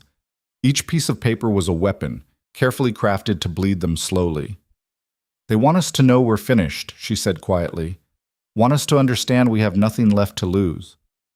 "Then they've given us exactly what we need," Rhett said. "People with nothing left to lose are dangerous." Martha moved to the back room and retrieved Clayton Mortimer's ledger from where she'd hidden it. Combined with Tommy's letter, it was a devastating case. Not perfect, not ironclad, but strong enough to demand answers. We need to take this directly to the territorial governor, she said. Bypass Halverson completely. Go over his head. The governor's office is in Carson City. That's a week's ride, assuming we even get an audience. Then we write to him. Send copies to every newspaper between here and there. Make this so public that Halverson can't bury it. Martha felt energy building in her chest, the momentum of finally moving forward instead of running. We forced them into the light. A heavy knock at the door made them both freeze. The knock came again, harder this time. Mrs. Hale? Mr. Calder? Open up. This is Sheriff Webb. Martha and Red exchanged a glance, then Martha straightened her shoulders and opened the door. Webb stood on the threshold with 2 deputies flanking him. He looked tired and unhappy, which Martha took as a good sign. If he'd come to arrest them with enthusiasm, they'd be in real trouble. Sheriff, she said evenly, I need you both to come with me. Judge Halverson wants to see you. Are we under arrest? Not yet, but there are questions about where you've been, what you've been doing. The judge has concerns. I'm sure he does, Rhett said dryly. Webb's jaw tightened. Look, I don't want trouble. Just come peaceable and we'll sort this out. Martha made a decision. Fine. We'll come. But we have some questions of our own. They followed Webb through town to the courthouse. More stairs, more whispers. Martha kept her head high, refusing to show fear.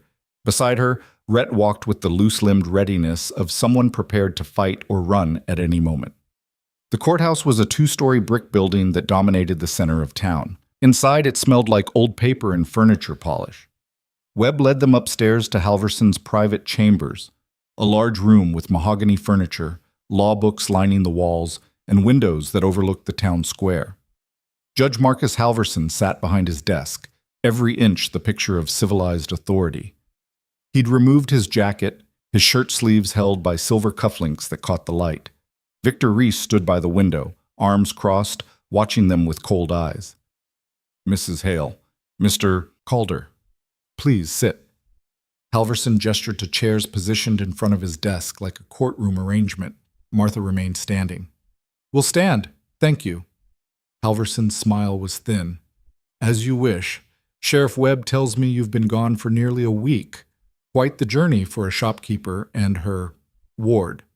Care to explain where you've been? Conducting our own investigation, Martha said, into Clayton Mortimer's murder. I see. And what did this investigation uncover? The truth. That Rhett Calder didn't kill Clayton Mortimer. That the trial was a sham. And that you orchestrated the whole thing to cover up your own crimes. The room went very quiet. Webb shifted uncomfortably. Reese's expression didn't change, but his hand moved closer to the gun at his hip. Halverson leaned back in his chair, fingers steepled. That's quite an accusation, Mrs. Hale. I hope you have evidence to support it. We do. Martha pulled out Tommy's letter and placed it on the desk.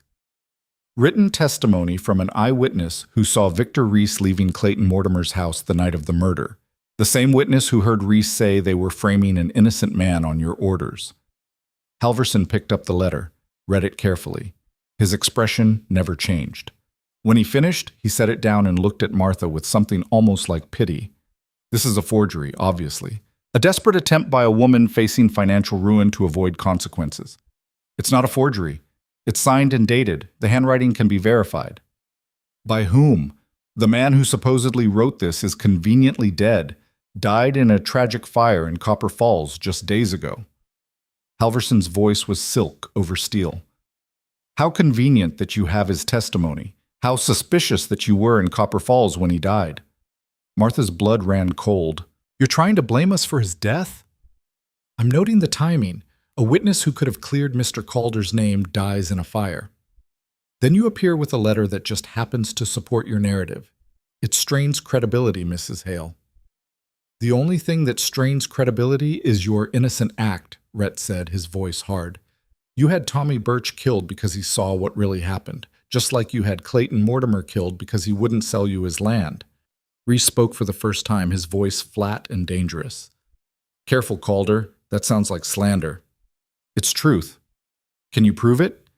The challenge hung in the air. Martha thought about Clayton's ledger, about Mrs. Mortimer's wavering testimony, about the timeline that didn't fit. They had pieces, fragments, suggestions, but nothing that would stand up in a court controlled by the man they were accusing. Halverson rose from his desk, moving to the window. "Let me tell you what I see, Mrs. Hale.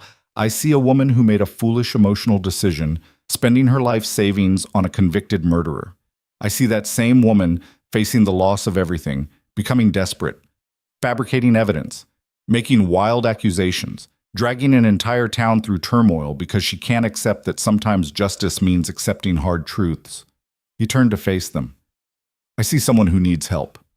Medical help, perhaps. The strain you've been under, losing your husband, your business failing, this misguided crusade, it's clearly affected your judgment." Martha understood the threat immediately. He was building a case to have her declared mentally unfit, to strip away her legal standing, her credibility, everything. "You won't get away with this," she said, her voice shaking with anger. "We're going to the territorial governor. We're going to every newspaper that will listen. We're going to Do nothing," Halverson interrupted, his voice sharp as a whip crack. "Because if you continue down this path, I will destroy you. Not quickly, not cleanly.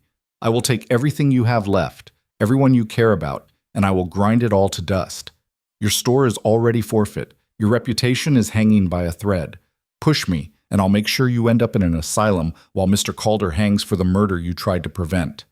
He moved closer, his voice dropping. "But it doesn't have to be this way. Walk away now. Leave Redemption Ridge. Start over somewhere else. I'll even forgive the debt on your store as a gesture of mercy. All you have to do is admit this was a mistake. Sign a statement saying Calder is guilty, that you were wrong to invoke the mercy clause, and I'll let you both disappear." Martha looked at this powerful man offering her an escape. Thought about how easy it would be to take it, to just give up and walk away. She'd tried, hadn't she? She'd fought hard. No one could blame her for accepting defeat against impossible odds. Then she thought about Tommy Birch's last words. "Don't let them get away with it." "No," she said clearly. "I won't sign anything. I won't recant, and I won't walk away." Halverson's expression hardened into something ugly. "Then you've signed your own death warrant." "Maybe, but at least I'll die telling the truth." Martha straightened her shoulders. "Come on, Rhett. We're leaving." They turned toward the door, but Reese moved to block it. "I don't think so," he said quietly. Rhett's hand went to his knife. "Move. Make me." For a long, tense moment, violence hung in the air like summer lightning. Then Webb stepped between them, his hand raised. "Everyone calm down. Nobody's drawing weapons in the judge's chambers." He looked at Halverson. "Your Honor, are we charging them with anything?" Halverson considered, then shook his head slowly. "Not yet, but I want them watched. Every move, every conversation, and the next time they step out of line, any line at all, I want them arrested immediately." Webb nodded and opened the door. "Mrs. Hale, Mr. Calder, let's go." They walked out of the courthouse into afternoon sunlight that felt too bright, too cheerful for what had just happened. Martha's hands were shaking with adrenaline and anger. "That went well," Rhett said dryly. "We threatened him, made him show his hand." Martha started walking toward her store. "Now we know exactly what he's willing to do. Kill us, among other things." She stopped, turning to face Rhett. "But he also showed weakness. He tried to buy us off first, which means he's worried. If he had complete control, complete confidence, he'd have just arrested us. Instead, he wants us gone quietly. Because we have evidence that scares him." "Exactly." Martha felt her resolve hardening. "We're going to use that fear. We're going to push and push until he makes a mistake. Or until he kills us. That too. But if we're going down, we're taking him with us." They reached the store to find someone waiting. William Garrett, standing in the shadows of the alley beside the building. He looked haggard, frightened, and ashamed all at once. "Martha, Rhett, I need to talk to you." Rhett's hand went to his knife again. "You've got 30 seconds before I assume you're here to finish what Halverson started." "I'm not—" "Look, I know you probably think I betrayed you. Did you?" Martha asked bluntly. Garrett's silence was answer enough. "Why?" The word was barely a whisper. "Because they threatened my family. Reese came to my house the day after you left Silver Creek. Said if I didn't tell them where you were going, what you were looking for, He'd burn my house down with my wife and daughters inside. Garrett's voice broke. I'm sorry. I'm so damn sorry. But I couldn't. So you told them about Tommy Birch, Rhett finished. And Tommy died because of it. I know, and I have to live with that. Garrett pulled an envelope from his jacket. But I can still help. I wrote everything down. Every piece of evidence I have on Halverson, every connection, every corrupt deal. I'm sending it to 5 different newspapers, including one in the territorial capital. And I'm testifying. Whatever you need, whenever you need it, I'll stand up and tell the truth. Martha took the envelope, but her expression remained cold. Why should we trust you now? Because I can't live with myself if I don't do this. Because my daughters deserve to grow up in a world where power doesn't always win. He looked between them. I failed you once. I won't do it again. Martha studied him for a long moment, then nodded slowly. All right, here's what we're going to do. They moved inside the store, drawing the shades before Martha lit a single lamp. The 3 of them huddled around the counter like conspirators plotting revolution, which in a sense they were. We can't just send letters and hope someone listens, Martha said, spreading Garrett's documents across the scarred wood surface. Halverson has connections. He'll intercept mail, buy off editors, discredit anything that comes out. We need something bigger, something he can't control. Rhett leaned against the wall, arms crossed. A public hearing. Force him to answer questions in front of the whole town. He'd never agree to that, Garrett said. He controls the legal system here. Then we go around him, request a territorial marshal to investigate, file a formal complaint with the governor's office. Make enough noise that someone with real authority has to pay attention. Martha looked at the document spread before her. But we need more than what we have. We need someone from the inside. Someone who can testify about Halverson's operations directly. Reese won't talk, Rhett said flatly. He's too deep in it. And anyone else in Halverson's employ knows what happens to people who betray him. What about Billy Sutter? Martha asked. He testified against you, but Delacroix said he seemed nervous, reluctant. Maybe he can be turned. Garrett shook his head. Sutter left town 2 weeks ago. Word is he took money and disappeared. Probably Halverson's way of making sure he stays quiet. Martha paced the narrow space between shelves, thinking. Every avenue seemed blocked, every potential witness either dead, gone, or too terrified to speak. But there had to be something, some crack in Halverson's armor they could exploit. What about the land deals? She asked suddenly. Garrett, you said Halverson's been buying up property through shell companies. Are there records, legal documents that show the pattern? Yes, but they're carefully constructed. Each transaction looks legitimate on its own. It's only when you see them all together that the corruption becomes obvious. Then that's what we show people. We create a map. Every property Halverson acquired, every suspiciously timed sale, every family that lost their land right after crossing him. We make the pattern impossible to ignore. Rhett straightened, interest sparking in his eyes. A visual case. Something anyone can understand even without legal training. Exactly. And we present it publicly. Not in a courtroom where Halverson controls the proceedings, but somewhere he can't shut down. The town square. A public meeting where anyone can attend. Garrett looked doubtful. You think people will come? After what happened to you, most folks in this town are too scared to even look at you sideways. Fear works both ways, Martha said quietly. Right now they're afraid of Halverson because he seems invincible. But if we can show them he's vulnerable, that he can be challenged, that fear might turn into courage. They worked through the night, creating what Martha came to think of as a map of corruption. Garrett had kept meticulous records, every suspicious land deal, every convenient arrest, every family driven out of the territory under mysterious circumstances. They compiled it all onto a large sheet of paper, drawing connections, marking dates, showing the systematic nature of Halverson's operation. By dawn, they had something powerful. Not legal proof that would stand up in court, but a damning narrative that told its own story. Territorial Development Company had acquired 47 properties in 3 years. 32 of those acquisitions came within 6 months of the previous owner being arrested, fined, or run out of town. The pattern was unmistakable. Now we need to get people to see it, Martha said, staring at their creation. We need to invite the whole town to witness the truth. And how do you propose we do that? Garrett asked. Put up posters? Halverson will tear them down before noon. No posters, word of mouth. We start with the people who've been hurt by him, the families who lost land, the merchants he's squeezed, the workers he's cheated. We remind them they're not alone, that there's strength in numbers. Rhett had been quiet for a while, staring out the window at the empty street. Now he turned back to them. There's someone we should talk to, someone who might have influence people will listen to. Who? Reverend Morrison. He runs the church on the edge of town. I've heard he's no friend of Halverson's, tried to stop a land grab against a widow last year and got shut down hard. But people respect him. If he stood with us, Martha nodded slowly. It's worth trying, but we need to be careful.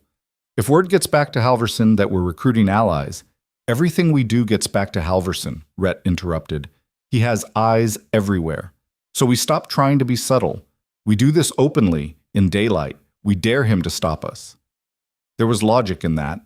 Halverson's power came partly from operating in shadows, from making people disappear quietly. If they forced everything into the open, made their challenge public, he'd have to respond publicly. And public responses could be witnessed, recorded, used against him. All right, Martha said. We split up. Garrett, you reach out to the other merchants, the people who've been squeezed financially. Tell them we're organizing a public meeting 3 days from now. Rhett, you talk to Reverend Morrison and anyone else who might have moral authority in this town. I'll visit the families who lost land to Halverson. We'll build this coalition piece by piece. They dispersed as the sun rose, each heading in different directions. Martha walked through Redemption Ridge's waking streets with her head high, refusing to skulk or hide. People stared, whispered, but she didn't care anymore. Let them look. Let them see someone who refused to be broken. Her first stop was a small house on the eastern edge of town, home to the Carlson family. Peter Carlson had owned a ranch until 2 years ago, when his cattle had mysteriously died and the bank had foreclosed. Now he worked as a laborer, his wife took in washing, and their 3 children wore clothes that had been mended so many times the original fabric was barely visible. Mrs. Carlson answered the door, her face shuddering when she recognized Martha. I don't want trouble, she said immediately. Neither do I. I want justice. For you, for my husband, for everyone Halverson has hurt. Martha kept her voice gentle. May I come in? Just for a moment. Reluctantly, Mrs. Carlson stepped aside. The house was small but immaculately clean, every surface scrubbed, every possession in its place, the kind of poverty that still held on to dignity. Martha explained what they were planning. The public meeting, the evidence they'd compiled, the chance to finally hold Halverson accountable. As she spoke, she watched Mrs. Carlson's expression shift from fear to hope to something harder. My husband won't come, Mrs. Carlson said finally. He's too broken, too afraid. After we lost the ranch, after everything, he just gave up. I understand, but what about you? The woman's hands twisted together. What could I do? I'm nobody, a washerwoman. Who'll listen to me? Everyone, because your story matters. Because what happened to you happened to dozens of others. Alone, we're powerless. Together, we're dangerous. Martha leaned forward. I'm not asking you to lead a charge. I'm asking you to stand in a crowd and bear witness. To say, this happened to me too. Can you do that? Mrs. Carlson was quiet for a long time. Then she nodded, tears brimming in her eyes. Yes, I can do that. Martha visited 6 more families that morning. Some turned her away immediately, fear overriding everything else. But 3 agreed to come to the meeting, to tell their stories. It was a start.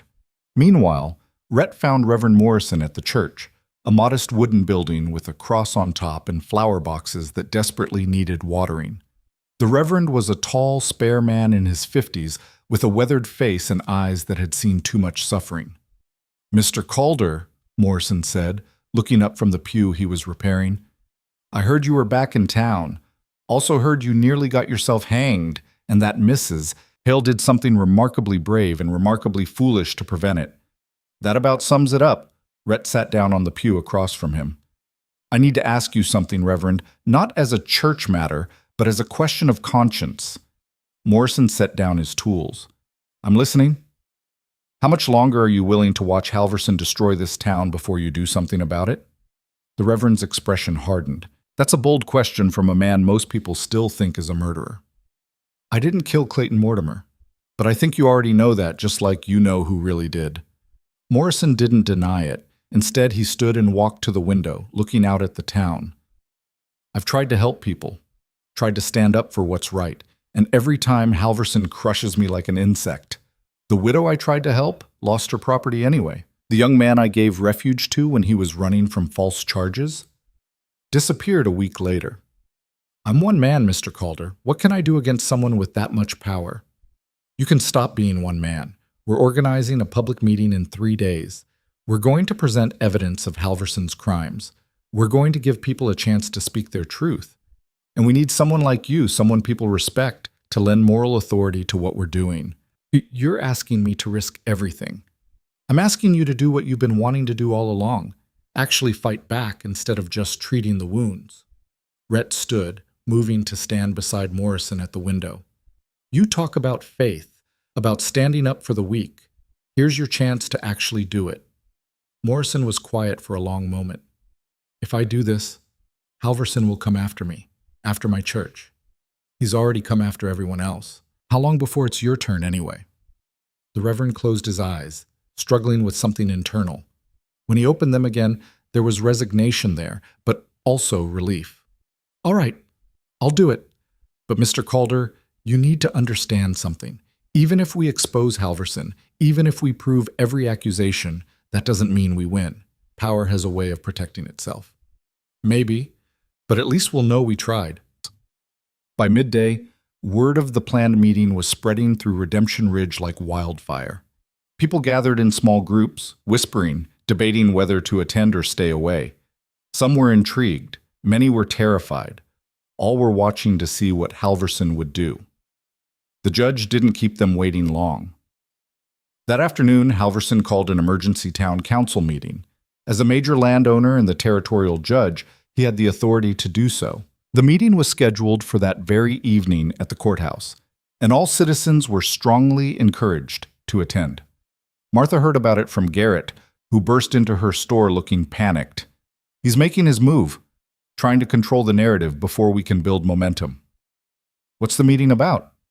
Officially, public safety concerns and the need for order during troubling times. Unofficially, he's going to paint you as a dangerous radical trying to destroy the town's stability.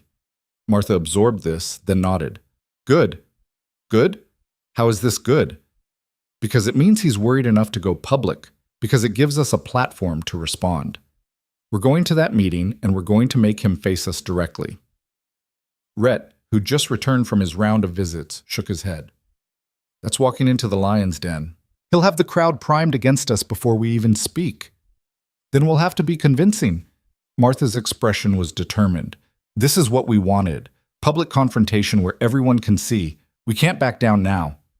The courthouse was packed that evening, every seat filled and people standing against the walls. The air was thick with tension and body heat. Halverson sat at the front on a raised platform, flanked by Sheriff Webb and 2 council members who looked deeply uncomfortable with the whole situation. Martha, Rhett, and Garrett entered together, drawing immediate attention. Conversations stopped. Heads turned. Martha could feel the weight of judgment pressing down on her, but she walked to a seat near the front and sat down with her back straight and her chin up. Halverson called the meeting to order with a bang of his gavel. Thank you all for coming on such short notice. I've called this assembly because there are troubling developments in our community that require immediate attention. He stood, commanding the room effortlessly. As you all know, Mrs. Martha Hale recently invoked the Mercy Clause to save the life of Rhett Calder, a man convicted of murder by a jury of his peers. Since then, Mrs. Hale and Mr. Calder have been spreading dangerous rumors, making wild accusations, and attempting to undermine the very foundations of law and order that keep this community safe. Murmurs rippled through the crowd. Some people nodded in agreement, others looked uncertain. I understand that Mrs. Hale has suffered losses. Her husband's death, the decline of her business, these are tragedies that command our sympathy. But sympathy cannot excuse the damage being done. By refusing to accept the court's verdict, by continuing to harbor a convicted murderer, Mrs. Hale is putting all of us at risk. Martha started to stand, but Rhett put a hand on her arm, holding her back. Not yet, his eyes said. Let him talk himself into a corner first. Halverson continued, warming to his theme. I've received reports that Mrs. Hale is planning some kind of public demonstration, that she intends to make accusations against respected members of this community, including myself. This is nothing more than slander driven by grief and desperation, and I will not allow it to continue. He turned to face Martha directly. Mrs. Hale, I'm giving you one final chance. Publicly recant your accusations. Release Mr. Calder from the mercy clause. Leave Redemption Ridge peacefully. Do this, and I will show mercy. Refuse, and I will have no choice but to take legal action to protect this community from your increasingly erratic behavior. The room went silent, everyone waiting for Martha's response. She stood slowly, smoothing her skirt with hands that didn't shake. Thank you for that speech, Your Honor.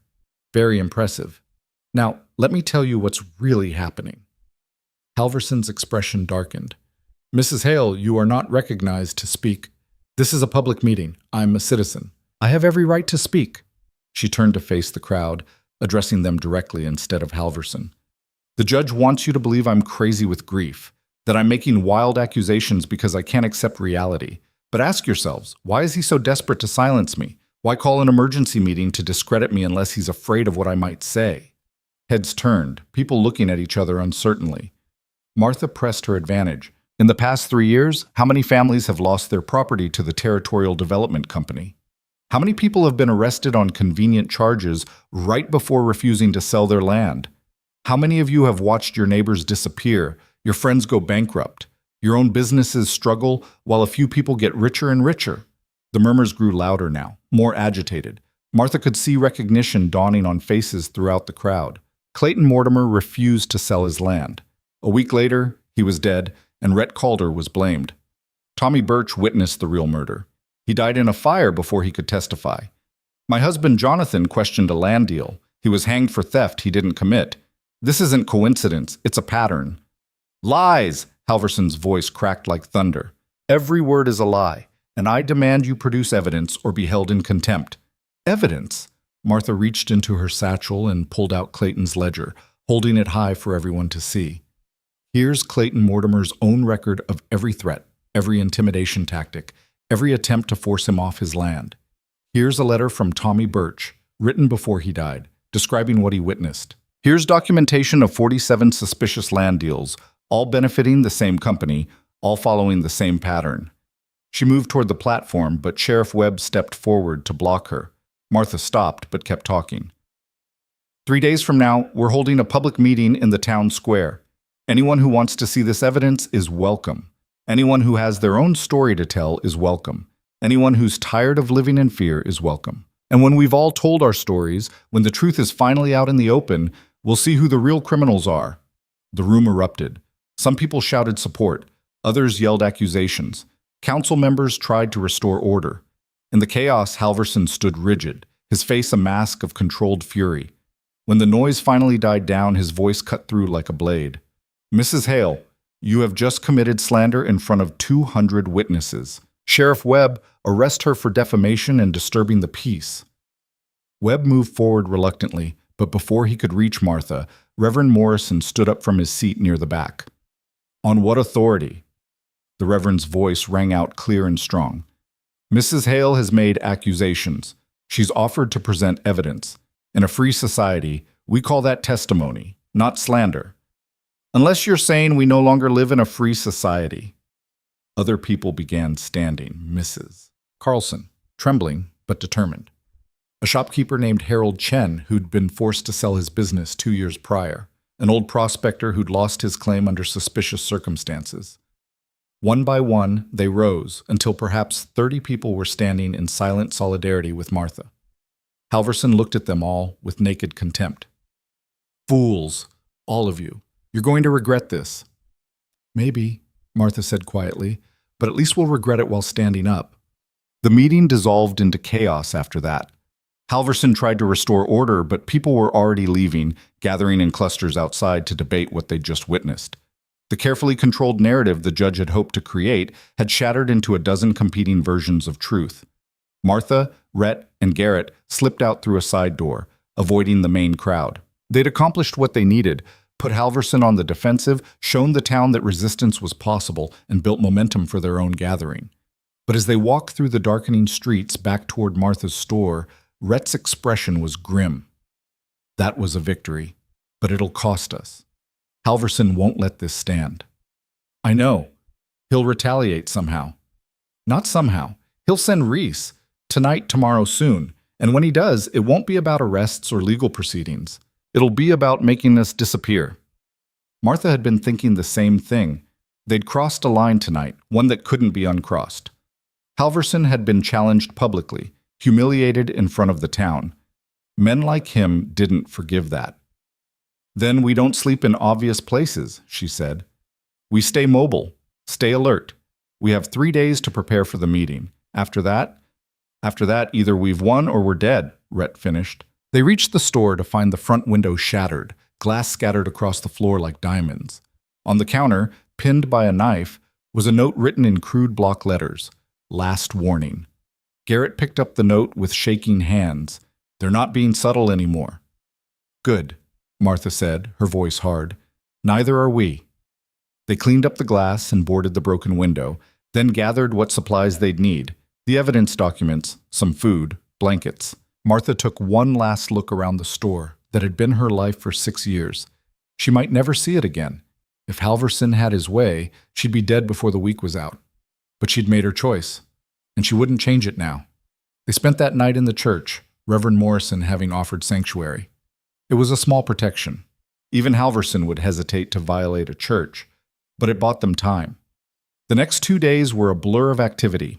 More people came forward with stories, with evidence, with the courage that came from not being alone anymore.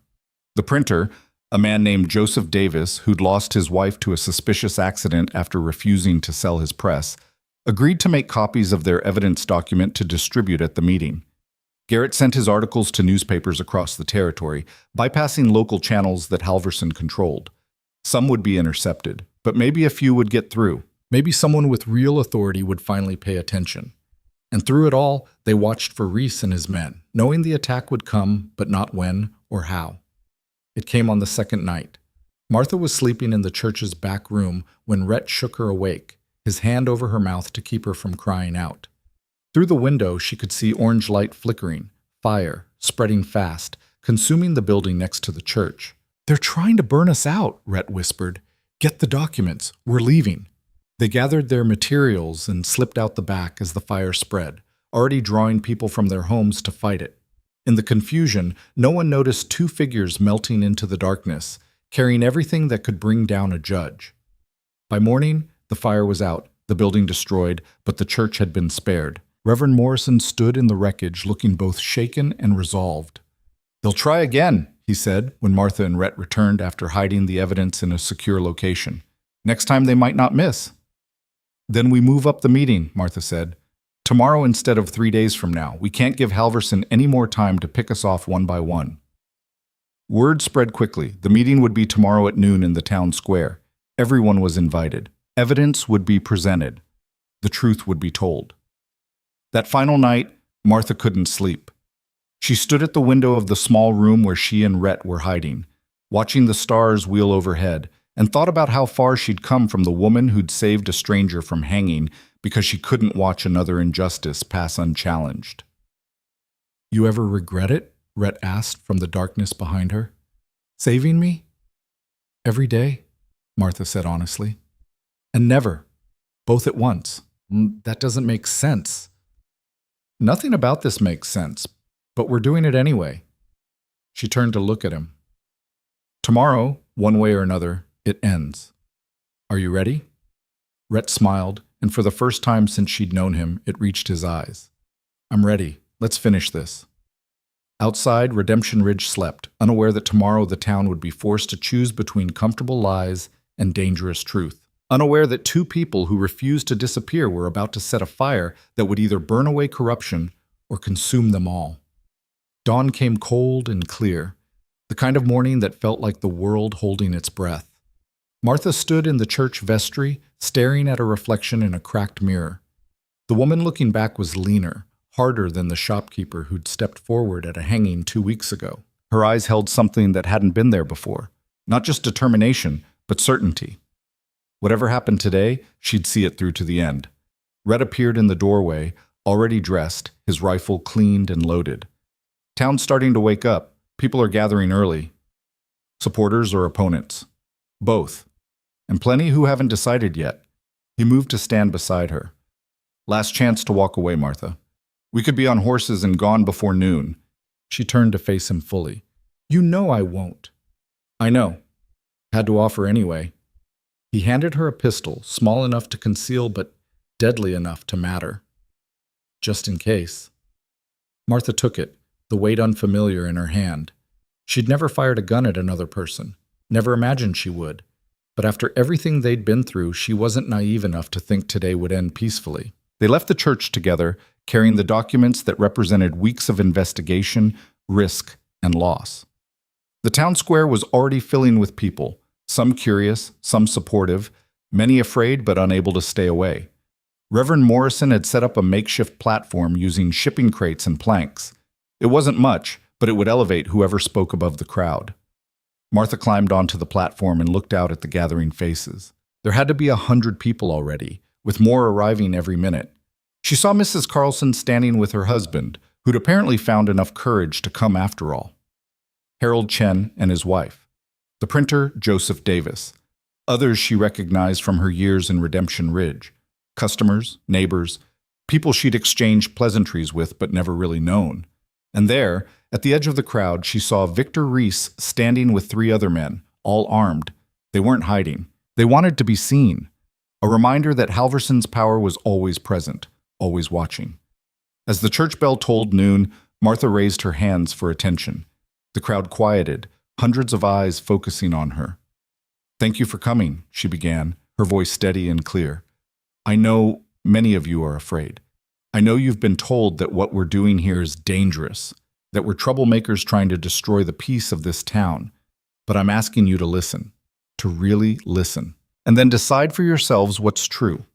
She gestured to Garrett, who began displaying the large map they'd created, showing the pattern of land acquisitions and forced sales. As he explained each connection, each suspicious timing, Martha watched faces in the crowd shift from skepticism to recognition to anger. Clayton Mortimer owned property with a valuable water source, Martha continued. He refused to sell. Within weeks he was dead, and an innocent man was blamed. Tommy Birch witnessed the real killer. He tried to speak up. He died in a fire that destroyed an entire boarding house. My husband Jonathan questioned a land deal 3 years ago. He was hanged for a theft he didn't commit. Her voice broke slightly on Jonathan's name, but she pushed through. This isn't coincidence. This is systematic. This is power being used to crush anyone who stands in the way of profit. From the crowd, a man shouted, "Where's your proof? Anyone can make accusations." You want proof? Martha held up Clayton's ledger. Here's Clayton Mortimer's own record of threats and intimidation. Here's Tommy Birch's written testimony, naming Victor Reese as the killer and implicating Judge Halverson. She saw Reese shift position, his hand moving toward his gun. Rhett, standing at the edge of the platform, moved his own hand to his rifle in response. The tension ratcheted higher. And here, Martha said, pulling out the final document, is a list of every property acquired by Territorial Development Company in the past 3 years, cross-referenced with arrests, fires, accidents, and deaths that preceded those acquisitions. The pattern is undeniable. She passed the documents to Reverend Morrison, who began walking through the crowd, letting people examine them firsthand. As he moved, Martha saw expressions change, doubt turning to understanding, fear crystallizing into anger. A woman in the middle of the crowd stood up. Martha recognized her as Elena Vasquez, whose husband had died in a mining accident that many suspected wasn't accidental. My Miguel questioned the safety practices at the mine, Elena said, her voice shaking but determined. Said corners were being cut to save money, that men were going to die. A week later, there was a cave-in. They said it was his fault, that he'd been careless. But Miguel was never careless. He was the most careful man I knew. Others began standing, one after another, each telling their story. A rancher who'd lost his land after his well mysteriously dried up. A merchant whose store had burned down after he refused to pay protection money. A woman whose brother had disappeared after witnessing something he shouldn't have. The testimonies built on each other, creating a chorus of voices that had been silent for too long. Martha felt tears streaming down her face as she listened, not from sadness, but from the sheer power of truth finally being spoken aloud. Then a new voice cut through the gathering emotion, cold and authoritative. Enough of this circus. Judge Marcus Halverson strode into the square, flanked by Sheriff Webb and 4 deputies. He climbed onto the platform uninvited, forcing Martha to step back. When he turned to face the crowd, his expression was thunderous. "You've all been fed lies by a desperate woman and the murderer she's protecting. Every document she's shown you is fabricated. Every testimony is the product of grief-addled minds seeing conspiracy where there's only tragedy." "Then why are you so determined to silence us?" Martha challenged. "Why call emergency meetings, send men to intimidate us, burn down buildings? If we're just spreading lies, why not let us discredit ourselves?" Halverson's smile was dangerous, because lies, left unchallenged, become poison. They tear communities apart. They destroy the very fabric of civilization. "No," Rhett said, stepping forward. "You know what destroys communities? Corruption, murder, using the law as a weapon against innocent people. That's the real poison, and you're the one spreading it." The crowd murmured, heads nodding. Halverson saw his control slipping and changed tactics. "Sheriff Webb, arrest these 2 immediately. Charges of conspiracy, slander, and inciting public disorder." Webb looked deeply uncomfortable but moved forward, hand on his pistol. "Mrs. Hale, Mr. Calder, I'm going to have to ask you to come with me." "On whose authority?" Reverend Morrison demanded, stepping between them. "These people are exercising their right to free assembly and free speech. They've committed no crime. They've committed slander and defamation. They've made accusations and offered evidence," Morrison interrupted. "There's a difference. And if Judge Halverson is so certain of his innocence, he should welcome an investigation, not try to suppress one." Halverson's composure cracked. "You sanctimonious fool! You think your collar protects you? You think any of you are safe?" The words hung in the air, a confession of sorts. The crowd shifted uneasily, some people backing away, others moving closer to the platform in support. Martha saw her moment. "You're right about one thing, Your Honor. None of us are safe. Not while you control the courts, the law, the mechanisms that should protect us. But here's what you don't understand. We're done being afraid. We're done accepting your version of justice. And we're done disappearing quietly." She turned to the crowd. "I'm calling for a formal investigation by the Territorial Governor's Office. I'm requesting a federal marshal to examine these allegations. And I'm demanding that Judge Halverson recuse himself from any proceedings involving these matters due to clear conflict of interest." "You have no authority to demand anything," Halverson roared. "No, but we do." The voice came from the edge of the square. Everyone turned to see 3 men on horseback, one wearing the distinctive badge of a territorial marshal, the others dressed in the formal attire of government officials. They dismounted and walked through the crowd, which parted before them like water. The marshal was a weathered man in his 50s with steel-gray hair and eyes that had seen everything. "I'm Marshal James Thornton, appointed by the territorial governor to investigate allegations of corruption in this jurisdiction. We received detailed reports from multiple sources, including a rather persuasive series of articles by Mr. William Garrett of the Territorial Gazette." Garrett, standing at the edge of the platform, looked as shocked as everyone else. "I sent those articles 2 days ago. How did you—" "We've been watching this situation for weeks," Thornton said. "The governor's office has received multiple complaints about Judge Halverson's conduct. Your articles provided the final push we needed to take action." He turned to Halverson. "Your Honor, I'm placing you under investigation for corruption, conspiracy, and abuse of power. You're to surrender your judicial authority immediately and submit to questioning." For the first time since Martha had met him, Judge Marcus Halverson looked uncertain. His eyes darted around the square, calculating odds, seeking escape routes. Then his gaze landed on Victor Reese, and something passed between them, a decision made in silence. "I will do no such thing," Halverson said coldly. "I am the duly appointed territorial judge. I answer to no one except the governor himself, and I certainly won't submit to investigation based on the ravings of a widow and a convicted murderer." "The governor himself sent me," Thornton said, producing official documents. "And Mr. Calder's conviction is under review given significant irregularities in the trial proceedings." "There were no irregularities." "Then you have nothing to fear from an investigation."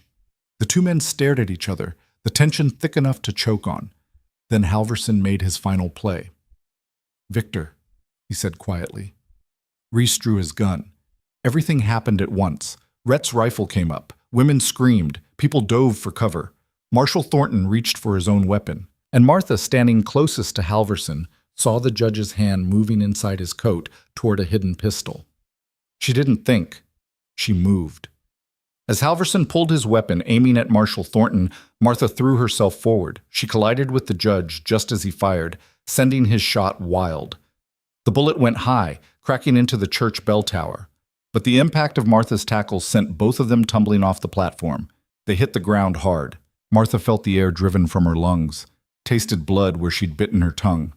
Halverson rolled away, still clutching his pistol, bringing it around toward her. A rifle shot cracked the air. Halverson jerked, the pistol flying from his hand. He clutched his shoulder, blood seeping between his fingers. Rhett stood on the platform, rifle smoking, his expression grim. At the edge of the square, Reese had frozen, his own gun drawn but pointed at nothing. He was surrounded by Marshal Thornton's men, all with weapons trained on him. The calculation in his eyes was visible: fight and die, or surrender and live. He dropped his gun. Sheriff Webb and his deputies moved quickly, disarming the rest of Halverson's men. The judge himself was hauled to his feet, his shoulder wound being bound with rough efficiency. Martha lay on the ground, gasping for breath, her body a map of new bruises. Hands reached down to help her up. Reverend Morrison on one side, Mrs. Carlson on the other. The crowd had gone silent, everyone processing what they'd just witnessed. Marshal Thornton approached Martha, his expression respectful. "That was either very brave or very stupid, Mrs. Hale." "I've been told it's usually both," she managed, wincing. Thornton turned to address the crowd. "Everyone here is a witness to what just happened. Judge Marcus Halverson attempted to murder a federal officer rather than submit to a lawful investigation. Victor Reese drew a weapon in support of that action. Both men are now in custody and will be transported to the territorial capital for trial." He looked at Halverson, who was slumped between two deputies, his face ashen. "Your Honor, you're under arrest for attempted murder, corruption, conspiracy to commit fraud, and abuse of power. Additional charges will likely follow as the investigation proceeds." Halverson's eyes found Martha one last time. There was no repentance there, no acknowledgement of wrongdoing, just cold fury and the bitter resentment of a man who'd finally lost.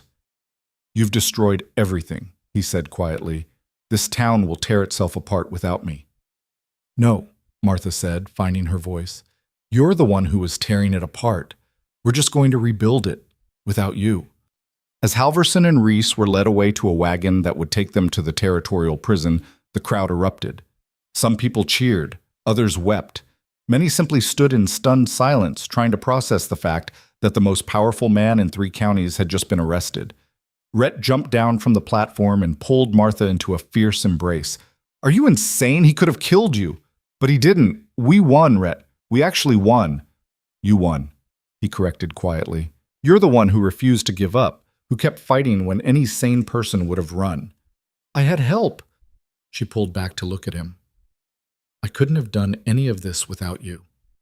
Garrett approached, looking dazed. "The governor's been investigating for weeks.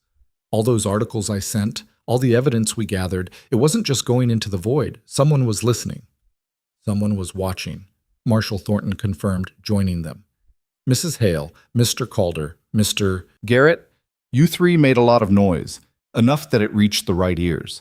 The governor takes corruption seriously, especially when it involves the judiciary. But he needed evidence, needed someone brave enough to compile it and speak up despite the danger." "What happens now is," Martha asked. "Now we conduct a thorough investigation. We'll need full statements from everyone who testified today, every piece of evidence you've compiled. Halverson and Reese will be tried in the capital where they can't influence the proceedings. And Mr. Calder," he turned to Rhett, "given the irregularities in your trial and the new evidence that's come to light, I'm recommending your conviction be overturned and all charges dismissed." Rhett looked like he'd been struck. "Just like that?" "It won't be instantaneous. There'll be paperwork, formal reviews, but yes, essentially just like that. You were convicted based on fabricated evidence and false testimony. That conviction is void." For a moment, Rhett couldn't speak. 3 weeks ago, he'd been kneeling under a noose, certain his life was over. Now he was being told he'd be exonerated, freed not just from the mercy clause, but from the crime itself. Martha watched emotions play across his face. Relief, disbelief, something that might have been joy. She reached out and took his hand, squeezing it tightly. The crowd was beginning to disperse, people breaking into smaller groups to discuss what they'd witnessed. Some approached Martha thanking her, apologizing for not speaking up sooner. Others avoided eye contact, ashamed of their silence. Mrs. Vasquez, the widow who testified about her husband, embraced Martha with tears streaming down her face. Thank you. Thank you for giving us our voices back. Over the next several hours, Martha, Rhett, and Garrett gave detailed statements to Marshal Thornton and his investigators. They turned over every document, every piece of evidence they'd collected. By evening, the marshal seemed satisfied. "This is solid work," he said, reviewing their materials. "With this foundation and the additional investigation we'll conduct, we should be able to build a comprehensive case. Halverson's network is deeper than just him. We'll be rooting out corruption for months." "What about the land deals?" Martha asked. "The families who lost their property?" "That's more complicated. Some sales were technically legal, even if they were coerced, but we'll review every transaction. Where we can prove fraud or duress, we'll work to restore property rights. It won't be perfect, but it'll be something." As the sun set over Redemption Ridge, Martha walked back to her store with Rhett at her side. The boarded-up window was still damaged, the interior still dusty from disuse, but it was hers. Somehow, despite everything, it was still hers. "I should check with the bank," she said, standing in the doorway. "See if there's any way to stop the foreclosure now that Halverson's been arrested." "Already taken care of," Garrett said, appearing from around the corner. "I talked to Thomas Brennan at the bank. Turns out the order to call in your loan came directly from Halverson, not from any legitimate financial concern. Brennan's reversing it. You've got your store back." Martha felt something loosen in her chest, tension she'd been carrying so long she'd forgotten it was there. "He's really doing that?" "He's terrified of being implicated in Halverson's schemes, cooperating fully with the investigation, returning everything he can. It won't fix everything, but it's a start." They stood together in the fading light, three people who'd been strangers 2 weeks ago and were now bound by shared struggle. Garrett cleared his throat awkwardly. "I know I said it before, but I need to say it again. I'm sorry. For telling them where you were going, for putting you in danger. I was afraid, and that fear made me complicit in everything I claimed to oppose." Martha looked at him for a long moment. "You came back. When it mattered most, you stood up. That counts for something." "Does it count for forgiveness?" "Eventually. Ask me again in a few weeks." Garrett nodded, accepting that. "Fair enough. I need to get back to Silver Creek, start writing the real story now that it's safe to publish. But if you need anything, either of you, you send word." After he left, Martha and Rhett stood in companionable silence, watching the town settle into evening routines. Lamps were being lit in windows, families gathering for supper, the ordinary rhythms of life resuming after extraordinary upheaval. "What will you do now?" Martha asked quietly. "Now that you're free, I mean. Really free." Rhett was quiet for a while, considering. "I don't know. Spent so many years just surviving, I forgot what it's like to actually plan a future. Figured I'd die alone in the mountains or at the end of a rope. Never thought I'd have choices again. You have them now." "Yeah." He looked at her. "What about you? What happens to the woman who brought down a judge?" Martha laughed softly. "I imagine I'll go back to selling flour and fabric. Someone has to keep this town supplied." "You really think you can go back to that? After everything?" "I don't know, but I'd like to try. I'd like to rebuild something normal, something peaceful. Is that stupid?" "No, it's human." Rhett shifted, suddenly awkward. "Martha, there's something I should say. You don't owe me anything. The mercy clause is about to be dissolved. You're a free man." "That's not what I—" He stopped, started again. "When you saved me on that platform, you gave me more than my life back. You gave me something to believe in again. The idea that maybe the world isn't just power crushing the powerless, that sometimes courage actually matters." Martha felt her throat tighten. "I was just doing what seemed right. That's what makes it matter." He took a breath. "I'm not good with words. Not good with people, really. But I'm good at surviving, good at building things, good at hard work. If you need help rebuilding this store, rebuilding your life here, I'd like to be part of that. If you'll have me. You want to stay in Redemption Ridge? I want to stay where you are. If that's Redemption Ridge, then yes. The words hung between them, heavy with meaning. Martha looked at this man who'd been a stranger, then a burden, then a partner, and finally something more. Something neither of them had been looking for but had found anyway in the midst of chaos. I'd like that, she said softly. I'd like that very much. The next few weeks transformed Redemption Ridge. Marshal Thornton's investigation uncovered a network of corruption that extended far beyond Halverson. 3 council members were arrested. The bank was audited. Territorial Development Company was dissolved, its assets seized. People who'd lost their property began the slow process of reclaiming it. Not everyone got everything back, but enough returned to hands of rightful owners that a sense of justice pervaded the town. It wasn't perfect justice, nothing ever was, but it was real, and it was earned. Rhett's conviction was formally overturned 6 weeks after Halverson's arrest. The ceremony was simple. Marshal Thornton reading the official order in the courthouse, Sheriff Webb formally apologizing for the wrongful prosecution. But when it was done, Rhett walked out a free man with nothing hanging over him except the future. He and Martha rebuilt her store together, replacing the broken window, restocking shelves, cleaning away the dust of abandonment. Customers returned slowly at first, then in growing numbers as the town's economy stabilized without Halverson's stranglehold on it. On a crisp autumn morning 3 months after the confrontation in the town square, Martha stood on her newly repaired porch and watched the sunrise paint the mountains gold. Behind her, she could hear Rhett moving around inside, making coffee, settling into routines that felt natural now. The trial in the territorial capital had concluded 2 weeks earlier. Judge Marcus Halverson had been convicted of corruption, conspiracy to commit murder, and a dozen other charges. He'd been sentenced to 20 years in the territorial prison. Victor Reese, who'd agreed to testify against Halverson in exchange for a reduced sentence, got 15 years. It wasn't hanging, but it was justice.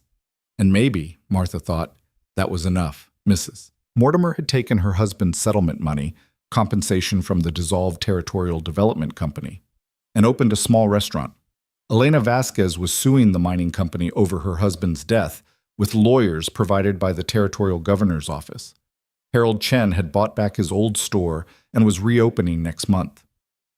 Piece by piece, Redemption Ridge was healing. Rhett appeared in the doorway, 2 cups of coffee in his hands. He passed one to Martha and stood beside her, shoulder to shoulder, watching the morning unfold. Beautiful day, he observed. It is. Store's looking good. Should be ready for full operation by next week. Thanks to you. She glanced at him. You're good at this. Building things. Rebuilding things, he corrected. There's a difference. They stood in comfortable silence for a while. Then Martha said, Reverend Morrison asked me yesterday if we'd considered making our arrangement permanent. Rhett nearly choked on his coffee. Our arrangement? Living together, working together? He suggested we might want to make it official, with a ceremony and vows and such. And what did you tell him? I said I'd have to ask my business partner what he thought about becoming my husband. Rhett set down his cup carefully. Martha Hale, are you proposing to me? I don't know, maybe. Is that crazy? Completely. He smiled and it transformed his whole face. But then, you've been crazy since the day you bought my life with your savings. Why stop now? Martha laughed, feeling lighter than she had in years. So is that a yes? It's a yes. On one condition. What's that? When we tell people how we met, we tell the truth. All of it. The hanging, the mercy clause, everything. No sanitizing it to make it sound romantic. Deal. Though I maintain there's something romantic about saving someone from a noose. If you say so. They married in the spring in a simple ceremony at Reverend Morrison's church. Half the town attended, not because they were important people, but because their story had become part of Redemption Ridge's identity, a reminder that ordinary people could challenge power and win. That truth mattered. That courage wasn't reserved for heroes. Sometimes it was just a shopkeeper refusing to look away. Years later, when visitors asked about the famous confrontation in the town square, about the judge who'd been brought down by a widow and a mountain man, The old-timers would lean back and smile. They'd tell the story of Martha Hale, who'd stepped forward when everyone else stepped back. Of Rhett Calder, who'd survived a hanging to help bring down the man who'd tried to kill him. Of William Garrett, who'd found his courage after losing it. Of a whole town that had learned the difference between law and justice. But most of all, they'd tell the story of a choice. The choice to stand up when it was easier to stay silent. The choice to fight when it was safer to flee. The choice to believe that one person, or two, or three, could actually make a difference. Because in the end, that's what changed Redemption Ridge. Not marshals or investigations or trials, though those mattered. What changed everything was the moment Martha Hale looked at a man on a gallows and decided his life was worth saving. That single choice rippled outward, touching dozens of lives, exposing hidden corruption, and ultimately remaking an entire community. Martha and Rhett built a good life together. The store prospered. They became pillars of the community, though they never forgot what it was like to be on the outside looking in. When they saw injustice, they spoke up. When they saw someone being crushed by power, they intervened. They'd learned that silence was complicity, and they refused to be silent ever again. On warm summer evenings, they'd sit on their porch and watch the town go about its business. Sometimes Martha would remember that morning under the gallows, the rope swaying in the wind, the crowd hungry for blood. She'd remember the terror and the certainty that speaking up would cost her everything. And then she'd look at Rhett beside her, at the life they'd built from the ashes of that terrible day, at the town that had learned to stand up for itself, and she'd know with absolute certainty that it had been worth it. Every sacrifice, every danger, every moment of fear. All of it had led to this, a life lived without regret, a love earned through shared struggle, and a legacy that would outlive them both. The story of how Martha Hale and Rhett Calder changed Redemption Ridge became legend. Parents told it to their children. Children grew up understanding that power could be challenged, that justice could be won, that ordinary people were capable of extraordinary things. And somewhere in the midst of all those retellings, the truth remained clear and undeniable. In a world where power often wins, courage is the act of standing up anyway. And sometimes, if you're lucky and brave enough, that's all it takes to change everything.